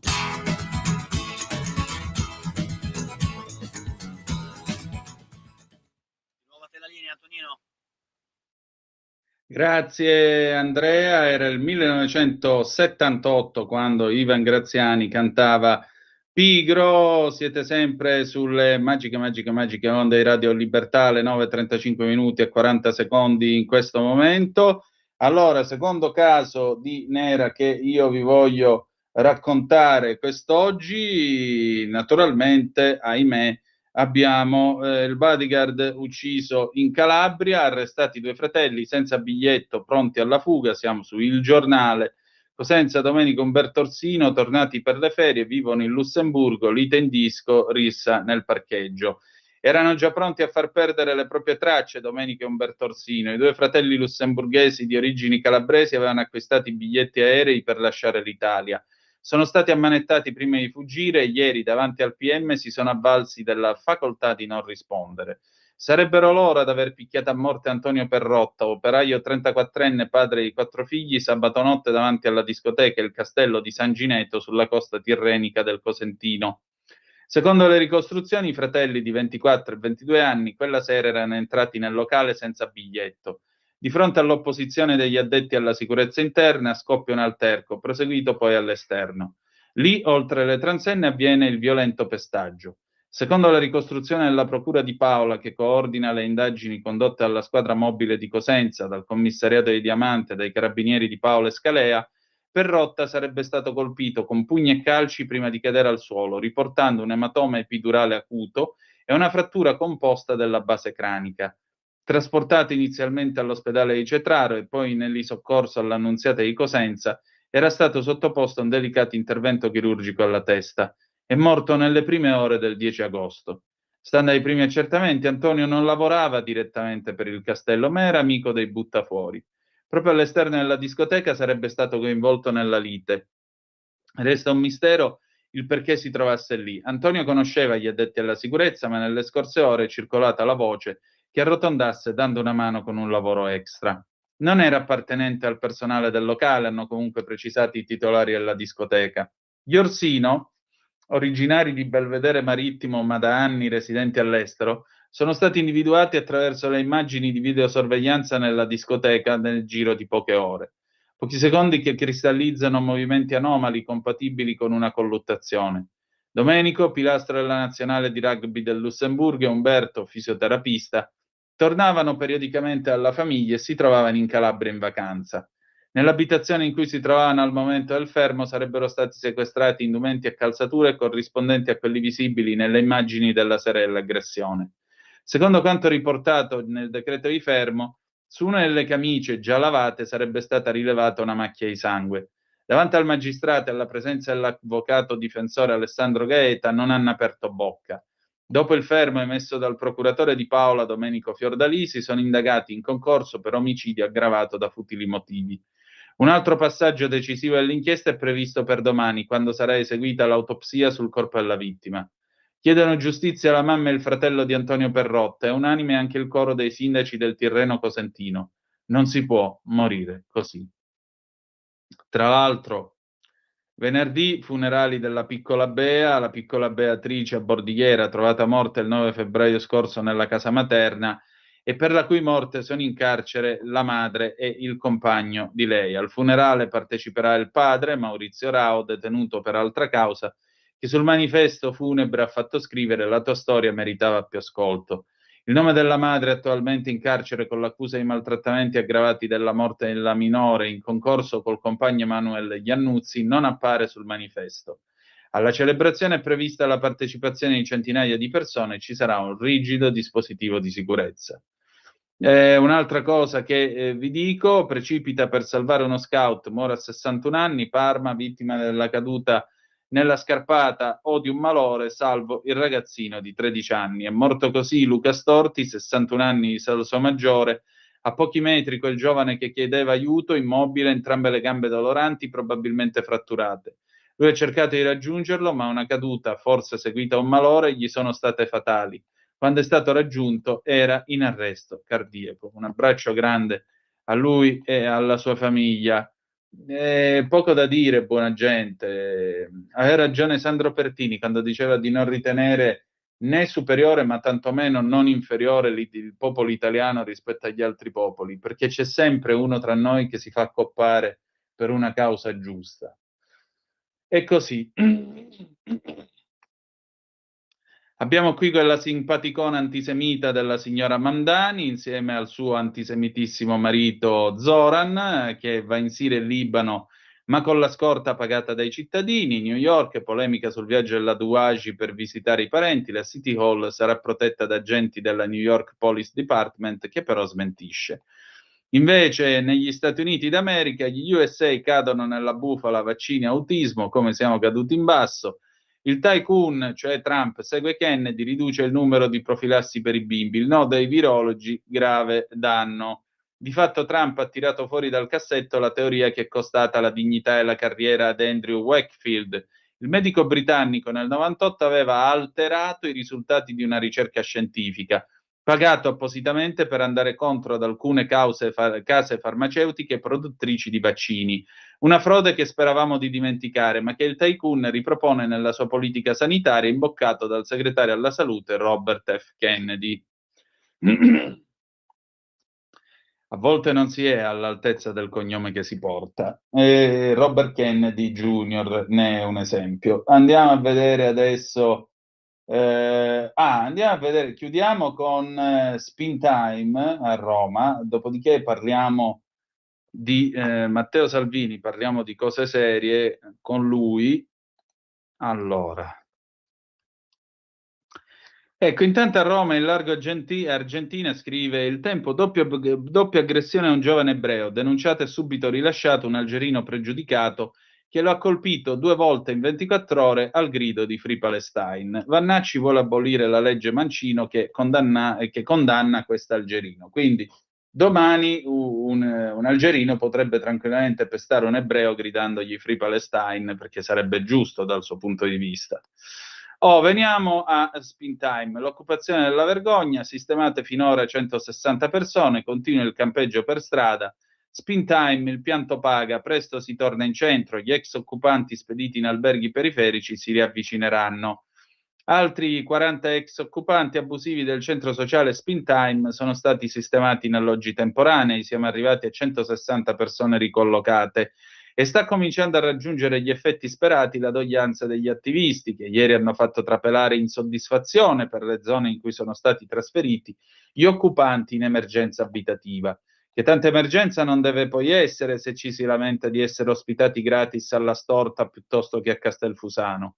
Il problema lamentato da Spin Time, che continua a occupare la strada da ormai 2 settimane con un campeggio animato da DJ set, lezioni di ballo e cene sociali, e infatti che pensate, 3 ragazzini invece, complimenti a quel boomer malvissuto che li ha denunciati anonimamente. Pensate, questi qui campeggiano e fanno i balli sociali in centro a Roma nel posto più bello del mondo, cioè l'Urbe, mentre invece a 3 ragazzini in Friuli che si volevano semplicemente comprare un Ciao, un benedetto Ciao col suo motore a miscela che fa 45 km con 1 litro, bene, quei 3 ragazzi sono stati denunciati per il banchetto della limonata all'americana. Va bene? Non aggiungo altro. Dicevamo. Spin Time che continua appunto a occupare la strada da ormai 2 settimane con un campeggio animato da DJ set, lezioni di ballo, cene sociali, e infatti che gli alloggi reperiti al Campidoglio sono troppo lontani dall'Esquilino, dove hanno vissuto per 13 anni occupando abusivamente il palazzo di via Santa Croce in Gerusalemme, sequestrato dall'incendio del 29 luglio scorso. E invece di rispedire le polemiche al mittente, Palazzo Senatorio apre le porte a un possibile riavvicinamento. Siamo commossi. Siamo veramente commossi. Va bene, allora andiamo sul Quotidiano di Sicilia. Eccolo qui, adesso parliamo un po' di economia, un po' di lavoro soprattutto. E Ponte sullo Stretto, parla Salvini, auspico i cantieri entro fine anno. Il ministro ha visitato ieri il cantiere della stazione romana del Pigneto e sulle banche dice contributo del 5% per 3 anni sugli utili dei primi 10 istituti. Cosa dice Matteo Salvini? Ingrandiamo un po' perché io se no non ci vedo. Eccolo qua, lo vedete con l'elmetto in testa e la pettorina gialla. Il Consiglio Superiore dei Lavori Pubblici, che è un organo indipendente composto da quasi 100 professori universitari, ingegneri, architetti, geologi, ha dato via libera alla progettazione con delle prescrizioni da seguire in fase esecutiva. Adesso ci saranno passaggi al CIPES e poi il parere finale della Corte dei Conti, su cui non mi permetto di intervenire, che dovrà valutare se possono aprire i cantieri entro la fine di quest'anno, cosa che mi auguro perché c'è tanta voglia e fame di lavoro. Il ponte sullo Stretto di Messina continua a essere una priorità per il governo e il vice premier e ministro delle infrastrutture e trasporti, Matteo Salvini, che ieri si è espresso così in occasione del sopralluogo al cantiere per la nuova stazione ferroviaria al quartiere romano del Pigneto, una visita in cui il leader della Lega è intervenuto su numerose questioni nazionali, dal collegamento tra Sicilia e Calabria ai conti pubblici, passando per gli equilibri interni alla maggioranza. Tra i passaggi più delicati, quello in cui Salvini ha proposto un contributo del 5% all'anno per 3 anni sugli utili delle prime 10 banche, una proposta a cui sta lavorando la Lega per la prossima manovra. Del governo Sanchez, primo ministro iberico, non condivido nulla, ha affermato il vice premier, tranne l'intervento economico che hanno fatto sulle banche spagnole.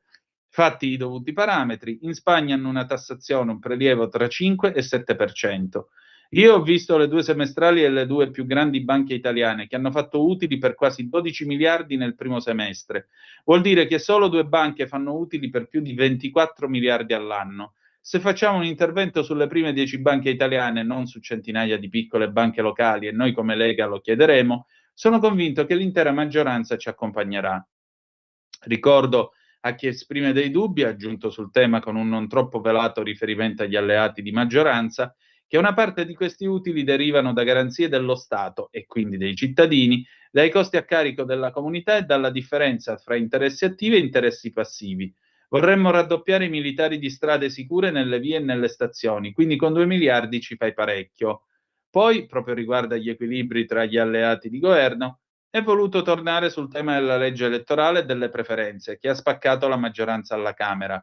Io sono sempre stato eletto sia a Bruxelles che a Milano con le preferenze e quindi se i cittadini possono dare un ulteriore valore aggiunto di possibilità di scelta, oltre che al partito, al candidato del partito, chi lavora di più viene premiato.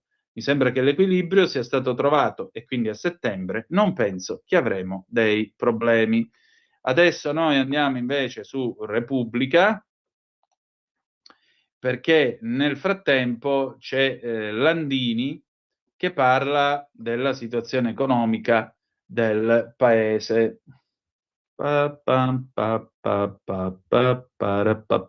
Eccolo qua.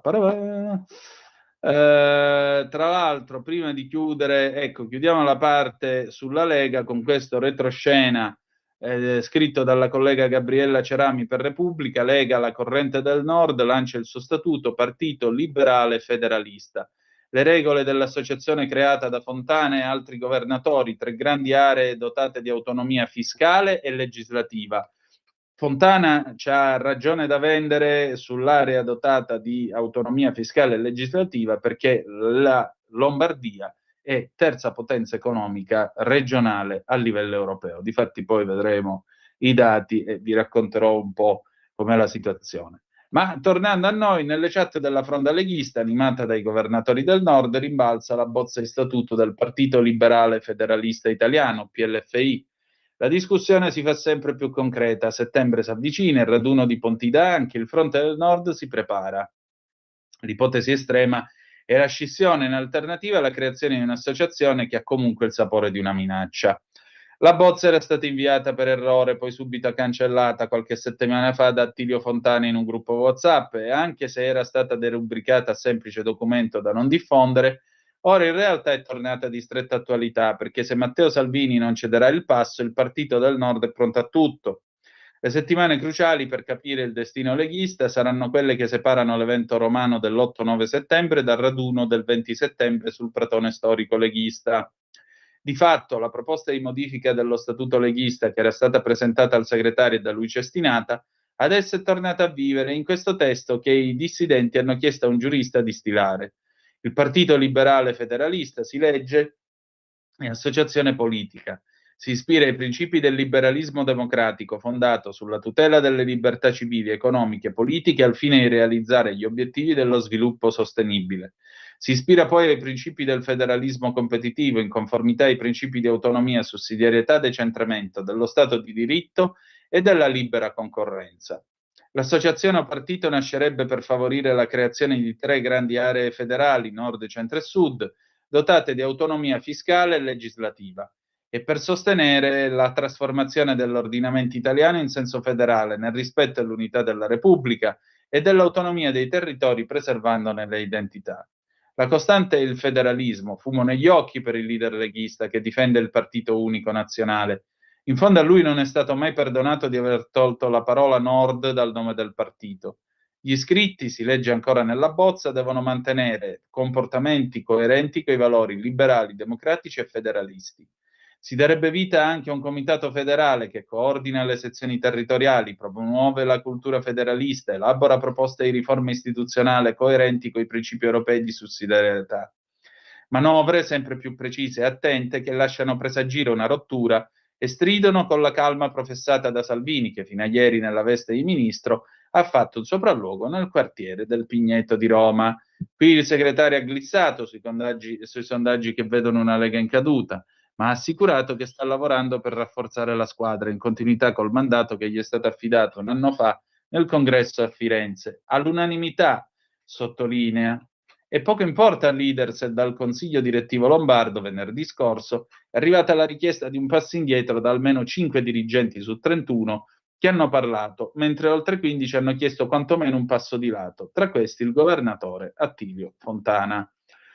Andiamo adesso a Landini, che parla sempre su Repubblica, salari, sanità, figli, gli italiani stanno peggio, ma Meloni parla d'altro. L'intervista è della collega Valentina Conte, stanno facendo tutto loro, dice Landini, segretario generale della CGIL, la polemica di Marsinelle con gli attacchi alla premier Giorgia Meloni e del presidente del Senato Ignazio La Russa al sindacato è ancora calda. Landini non intende inseguirla, vogliono distrarre l'attenzione degli italiani dai problemi reali e parte da qui per mettere in fila le accuse al governo. Segretario, perché il governo ce l'ha con la CGIL? Bisognerebbe chiederlo a loro. A noi interessa risolvere i problemi delle persone, a partire da una pace disarmata e disarmante, come ci indica Papa Leone XIV. Non è il momento delle polemiche, ma delle soluzioni. Ce lo ricorda il Presidente della Repubblica, dalla crisi energetica ai salari, dalla sanità alla casa, dall'occupazione alle crisi industriali. Ho la sensazione che il governo punti invece a distrarre l'attenzione dell'opinione pubblica. Se si vogliono affrontare i problemi, la CGIL c'è. Se si vuole alimentare la polemica fino agli insulti personali, non abbiamo tempo da perdere. Il 4 settembre, quello di Giorgia Meloni, diventerà il governo italiano più longevo. Qual è il bilancio di questi 4 anni? La domanda che ogni italiano dovrebbe farsi è: sto meglio o peggio di 4 anni fa? Le manovre si sono concentrate su austerità e riarmo. Guardiamo al loro record: aumentano benzina e gas, cresce la pressione fiscale e l'occupazione degli over 50 perché peggiorano la Fornero, giovani che vanno all'estero. In Spagna ci sono 300.000 italiani, in Italia 30.000 spagnoli. Sono saliti i profitti, calati investimenti e salari, il PIL non cresce, la casa è tornata un diritto negato. Si allargano le diseguaglianze, l'1% più ricco possiede il 25% della ricchezza. Siamo peggio di 4 anni fa e il futuro del paese è in discussione. 70 anni dopo Marzinelli in Italia si continua a morire sul lavoro. Il governo ha approvato la riforma della 231. Cosa cambia? È il paradosso. 4 giorni prima di Marzinelli il governo ha preso 2 provvedimenti pericolosi e sbagliati. Con la modifica della 231 diminuiscono le responsabilità delle imprese e di fatto si azzerano le necessarie azioni preventive sulla sicurezza. Con un decreto si commissaria la Corte dei Conti, comprimendo i controlli sull'uso del denaro pubblico. Intanto si continua a morire sul lavoro, anche per il caldo, non per sfortuna, ma per un modello di impresa fondato su precarietà, subappalti, lavoro nero, e che spesso guarda solo al profitto. Dicono una cosa e ne fanno un'altra. Chiedo scusa, Landini. Vengono fatte le ordinanze dai sindaci per vietare il lavoro nelle ore più calde e così via.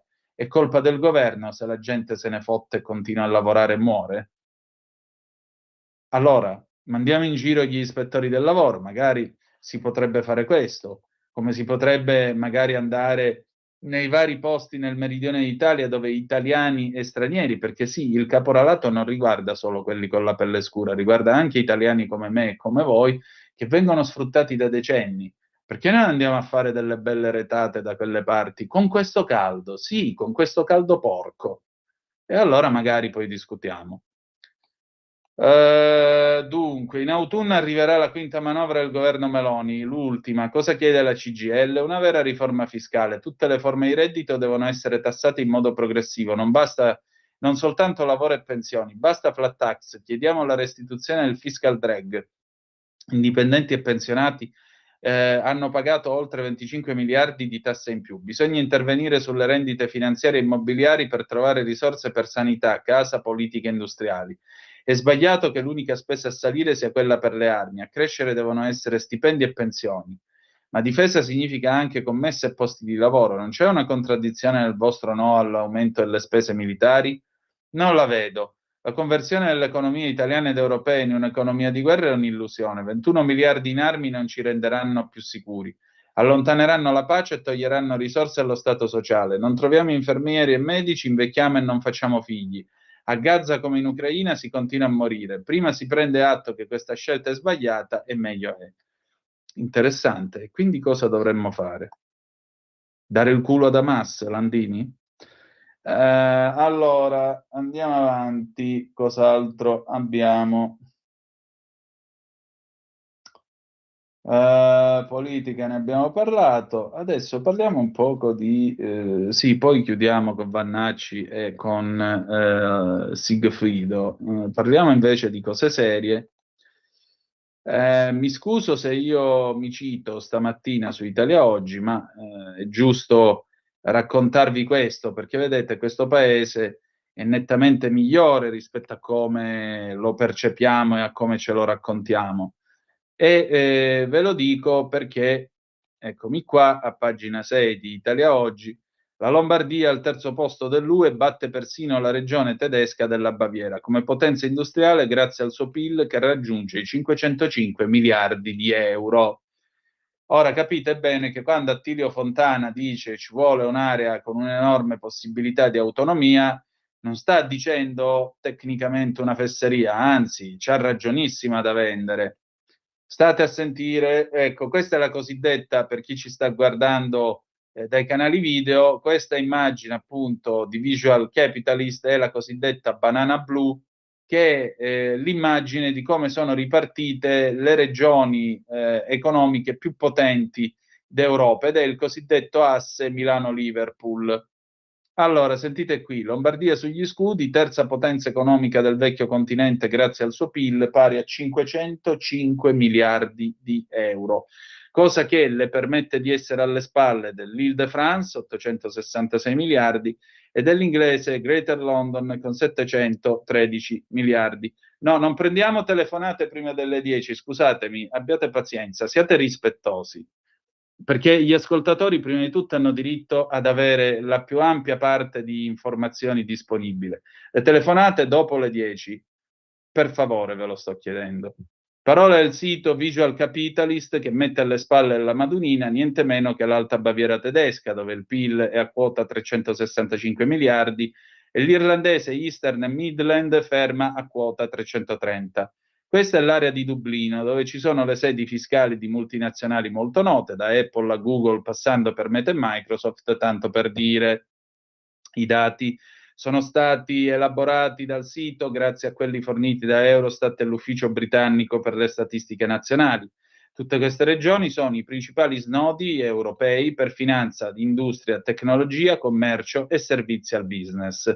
Tanto per andare più a fondo, l'Île-de-France ruota attorno a Parigi, rappresenta, pensate, quasi il 30% del fatturato francese, malgrado ospiti solo il 20% della popolazione cisalpina. La sua influenza si estende ben al di là della Francia, grazie ai ruoli assunti dalle aziende locali in finanza, servizi al business, beni di lusso, turismo e istituzioni. La regione inglese invece abbraccia Londra e i suoi dintorni, snodo globale per settori quali finanza, assicurazioni, media, Ancora oggi, insomma, Londra e Parigi sono le due città più importanti a livello politico ed economico in questo continente.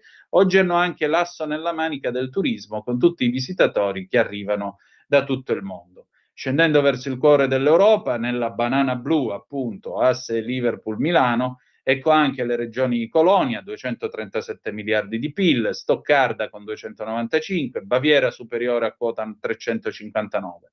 Restando in Italia, al 12° posto c'è il Lazio, 246 miliardi di PIL, il Veneto, 201, l'Emilia-Romagna, 198. Queste due regioni sono ai posti numero 19 e 20 che chiudono la classifica, ma stiamo parlando appunto di stare in Serie A. Adesso sono le 10, ce ne andiamo bellamente in pausa. Dopodiché ci sentiamo Burt Bacharach, Bond Street del 66 e subito dopo qui Parlamento con Nicola Ottaviani. A tra poco. Per la tua pubblicità visita il sito radiolibertà.net. Stai ascoltando Radio Libertà, la tua voce libera, senza filtri né censure, la tua radio. Un nuovo modo per sostenere la tua radio. Visita radiolibertà.net. Ti basta un click e potrai versare il tuo contributo volontario direttamente online. Potrai donare con ogni tipo di carta di credito, anche prepagata. Ti aspettiamo online su radiolibertà.net. Sostieni la tua radio con il tuo contributo volontario. Radio Libertà. La tua radio. Diamo voce alla nostra gente.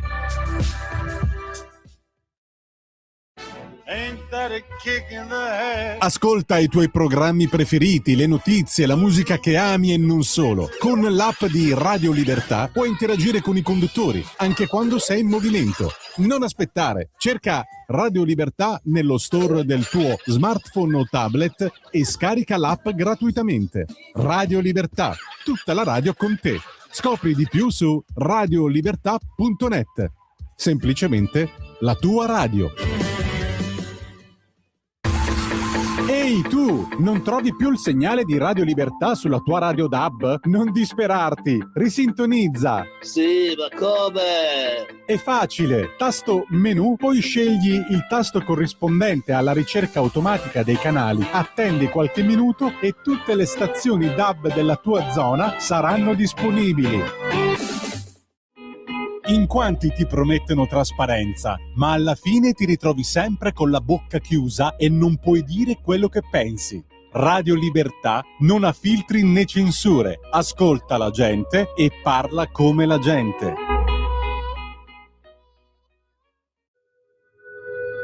Radio Libertà. In un mondo in cui i mezzi di informazione vanno verso una sola voce, una radio che di voci vuole averne tante.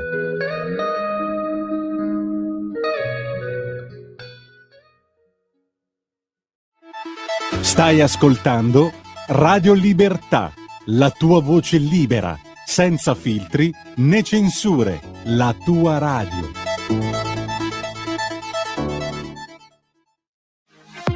Per la tua pubblicità visita il sito radiolibertà.net.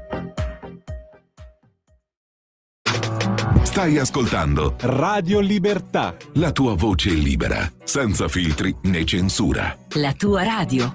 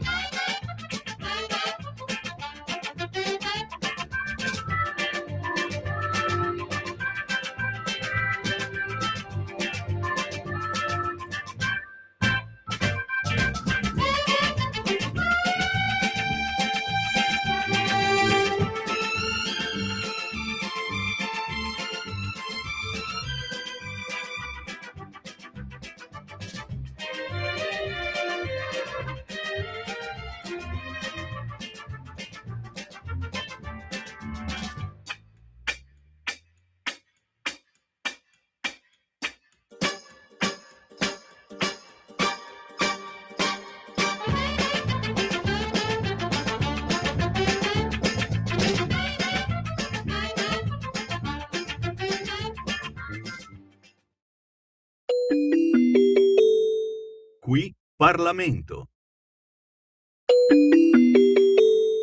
Qui Parlamento. Grazie Presidente. Siamo qui a commentare e soprattutto a portare avanti quello che è il voto di fiducia ad una manovra che, come le altre che sono state portate avanti dal Ministro Giorgetti e più in generale dal governo di centrodestra, è una manovra che appare non soltanto efficace e non soltanto oculata, ma è una manovra che porta avanti un tema fondamentale che è quello dello sviluppo concreto. E soprattutto a portare avanti quello che è il voto di fiducia ad una manovra che, come le altre che sono state portate avanti dal Ministro Giorgetti e più in generale dal governo di centrodestra, è una manovra che appare non soltanto efficace e non soltanto oculata, ma è una manovra che porta avanti un tema fondamentale che è quello dello sviluppo concreto, dello sviluppo reale e non dello sviluppo reale. Ora, Ministro Giorgetti, l'unica informazione in più rispetto a quelle informazioni che sono state diffuse in questi giorni relativamente a quella che è la portata effettiva della manovra, e vorremmo purtroppo darla noi anche come gruppo della Lega, perché al di là dei dati che sono stati diffusi e spesso sono dati che devono essere letti anche tra le righe, la manovra non è di 21,5 miliardi di euro. È una manovra infatti di 61,5 miliardi di euro, perché quei 40 miliardi come tassa in più che incombono su questa manovra, come scure vera e propria, e non li ha creati lei, Ministro Giorgetti, non li ha creati il governo di centrodestra, ma è un po' come avveniva quando facevamo le moltiplicazioni o soprattutto facevamo le divisioni a scuola. C'è un riporto. Ecco, ogni anno noi abbiamo questo riporto di 40 miliardi che va a incidere su quelle che sono le disponibilità finanziarie. Qualche pseudo-economista anche dai banchi del 5 Stelle in questi giorni ci ha detto no, attenzione, ma in realtà non stiamo parlando di competenza, stiamo parlando di cassa, ma di questo stiamo parlando, perché comunque sia quei 40 miliardi in meno all'anno che secondo l'Enea hanno pesato per 130 miliardi di euro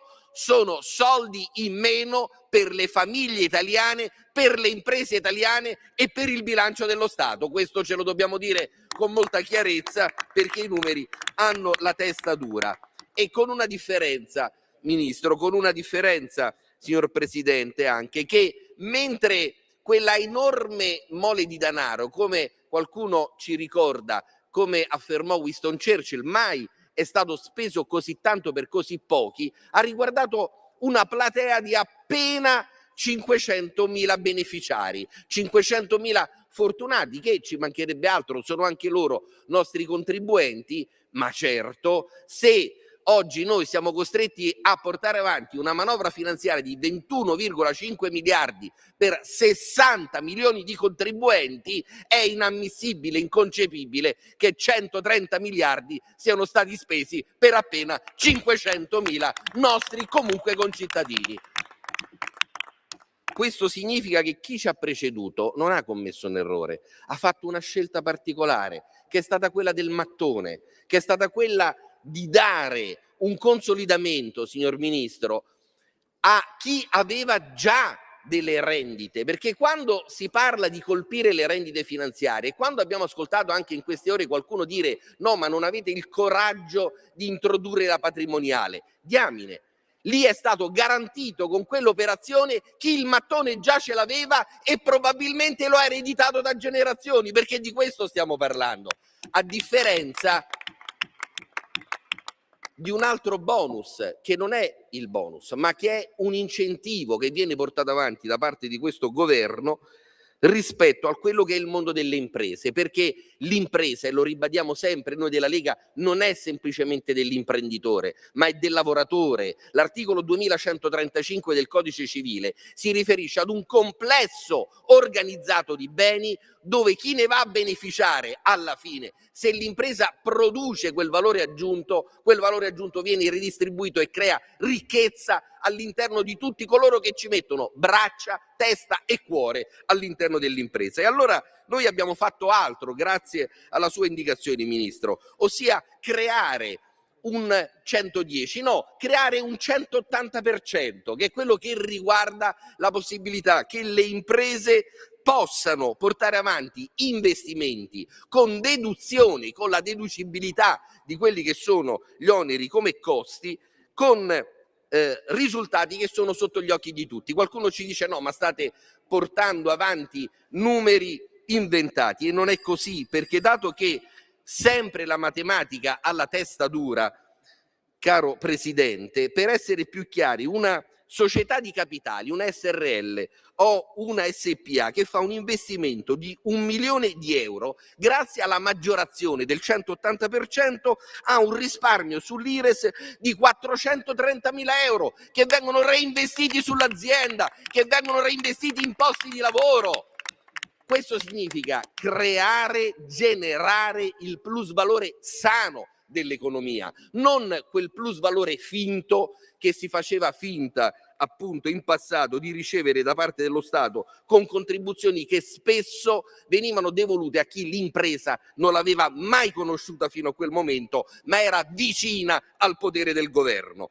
E allora un altro elemento fondamentale di questo incentivo che è stato creato riguarda la destinazione, perché avendo esperienza di aziende, di imprese e soprattutto di società civile, il governo bene ha fatto a prevedere l'ipotesi del bonus del 180% che arriva fino al 50%, laddove però i macchinari devono essere installati in Italia, perché dobbiamo premiare l'italianità, la produzione e soprattutto il lavoro delle famiglie italiane. Certo, se si permetteva come in passato di prendere il macchinario e portarlo all'estero, magari in Cina, seguendo la via o il fiuto della seta, quei macchinari non avrebbero prodotto né ricchezza da tassare in Italia, né tantomeno nuovo lavoro e nuova occupazione.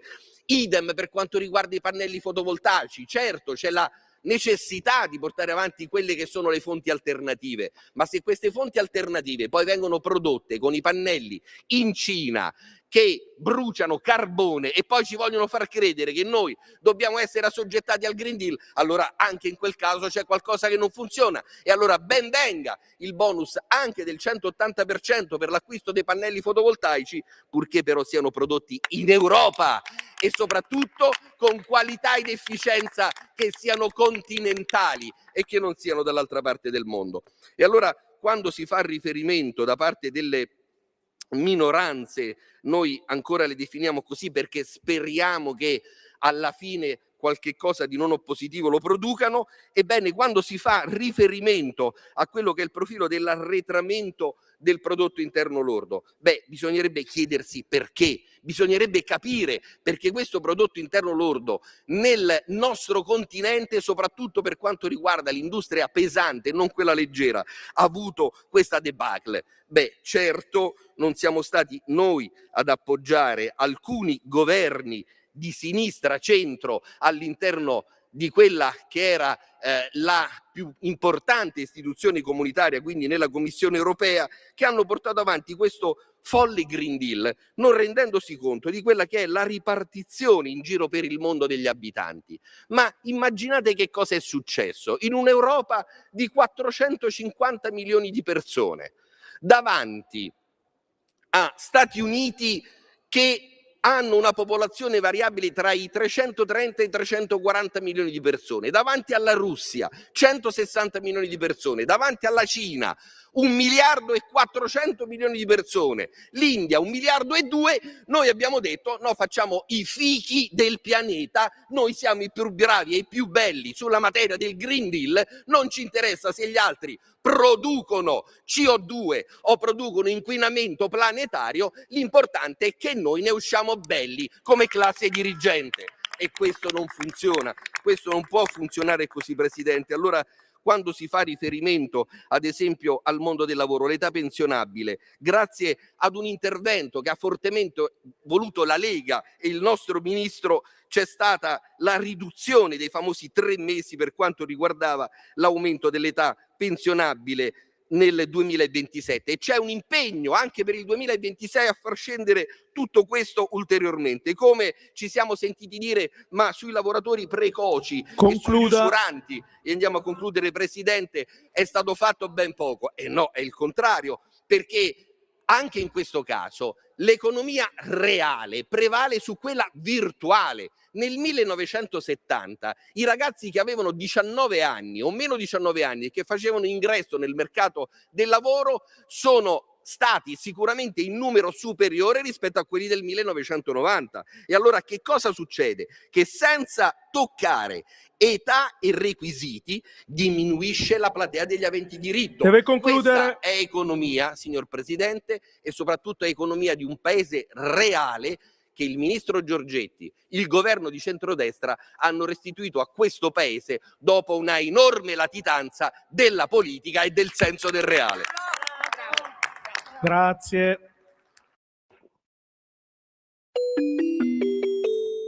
Qui Parlamento. Di nuovo a te la linea, Antonino.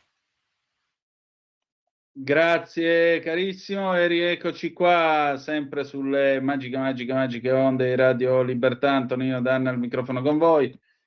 Chiudiamo con 3 cose. Vannacci che presenta la base ideologica e programmatica per l'Italia del futuro 2027-2037, di cui è stata messa online la prima parte. Le altre 2 nelle prossime settimane.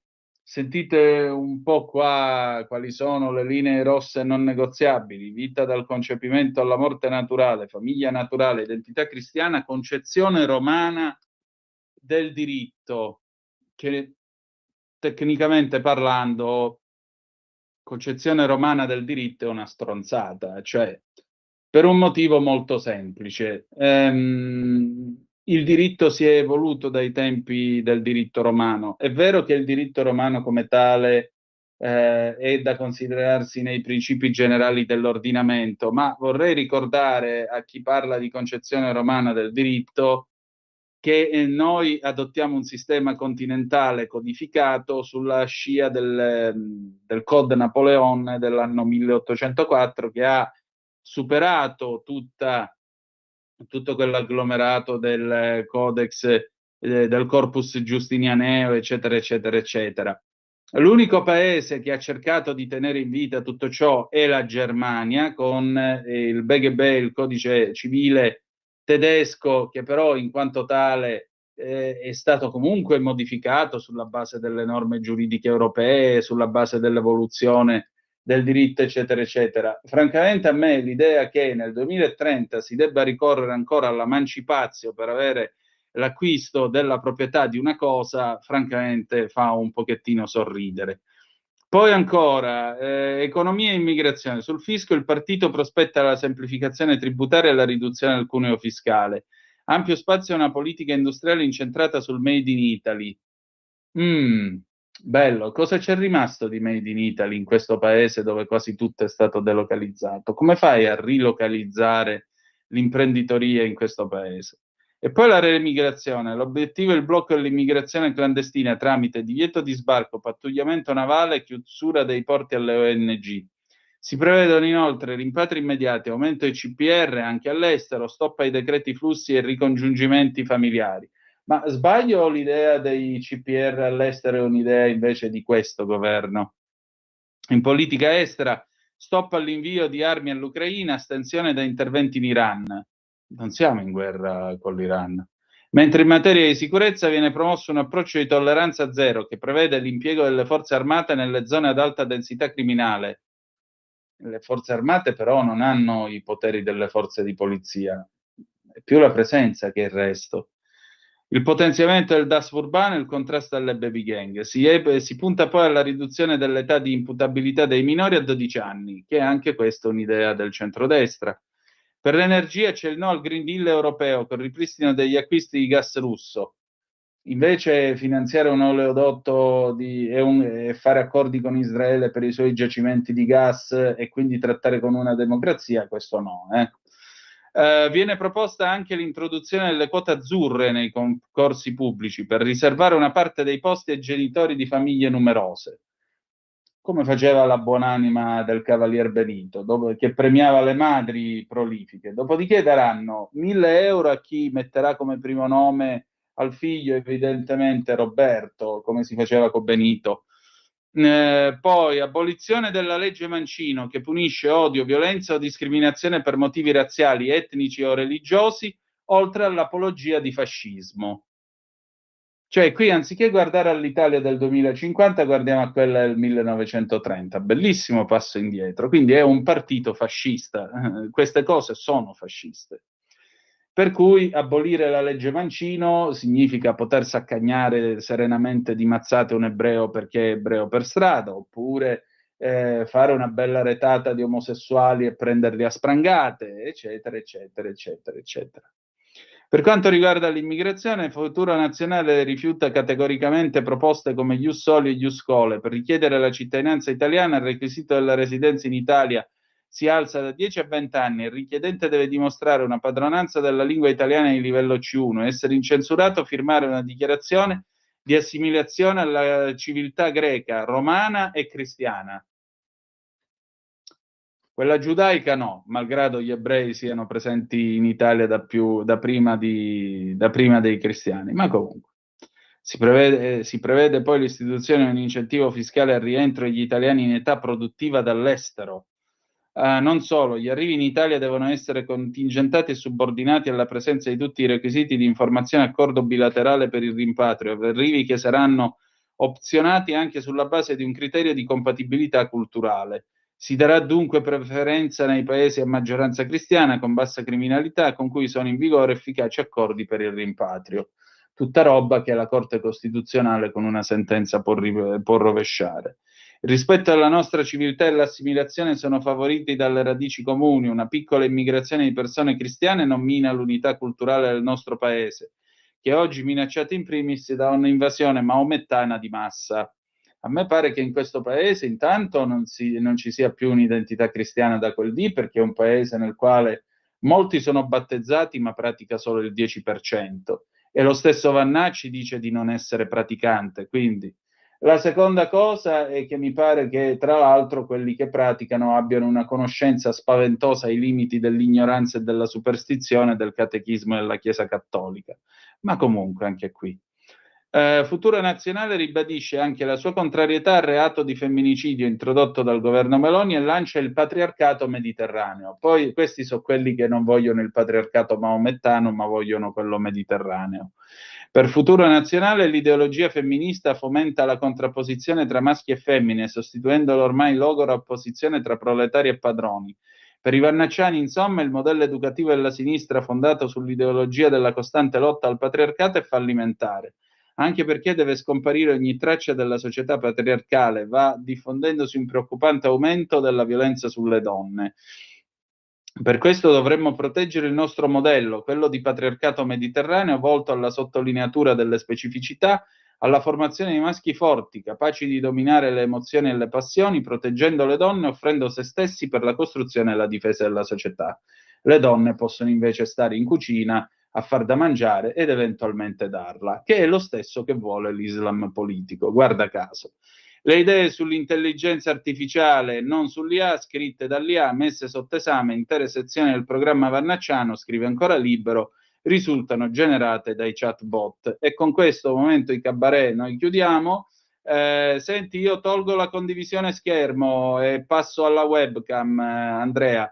0292947222, se volete intervenire, abbiamo ancora qualche minuto di tempo e naturalmente poi ci saluteremo con i New Trolls, Aldebaran del 1978.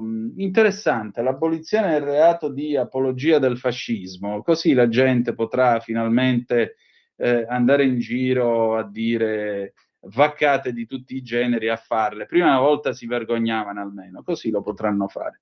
Vabbè, che dobbiamo fare? Evidentemente il futuro del paese è andare a riprendere una dittatura fallita che ci ha portato in una guerra fratricida e che ha applicato le leggi razziali in maniera oscena.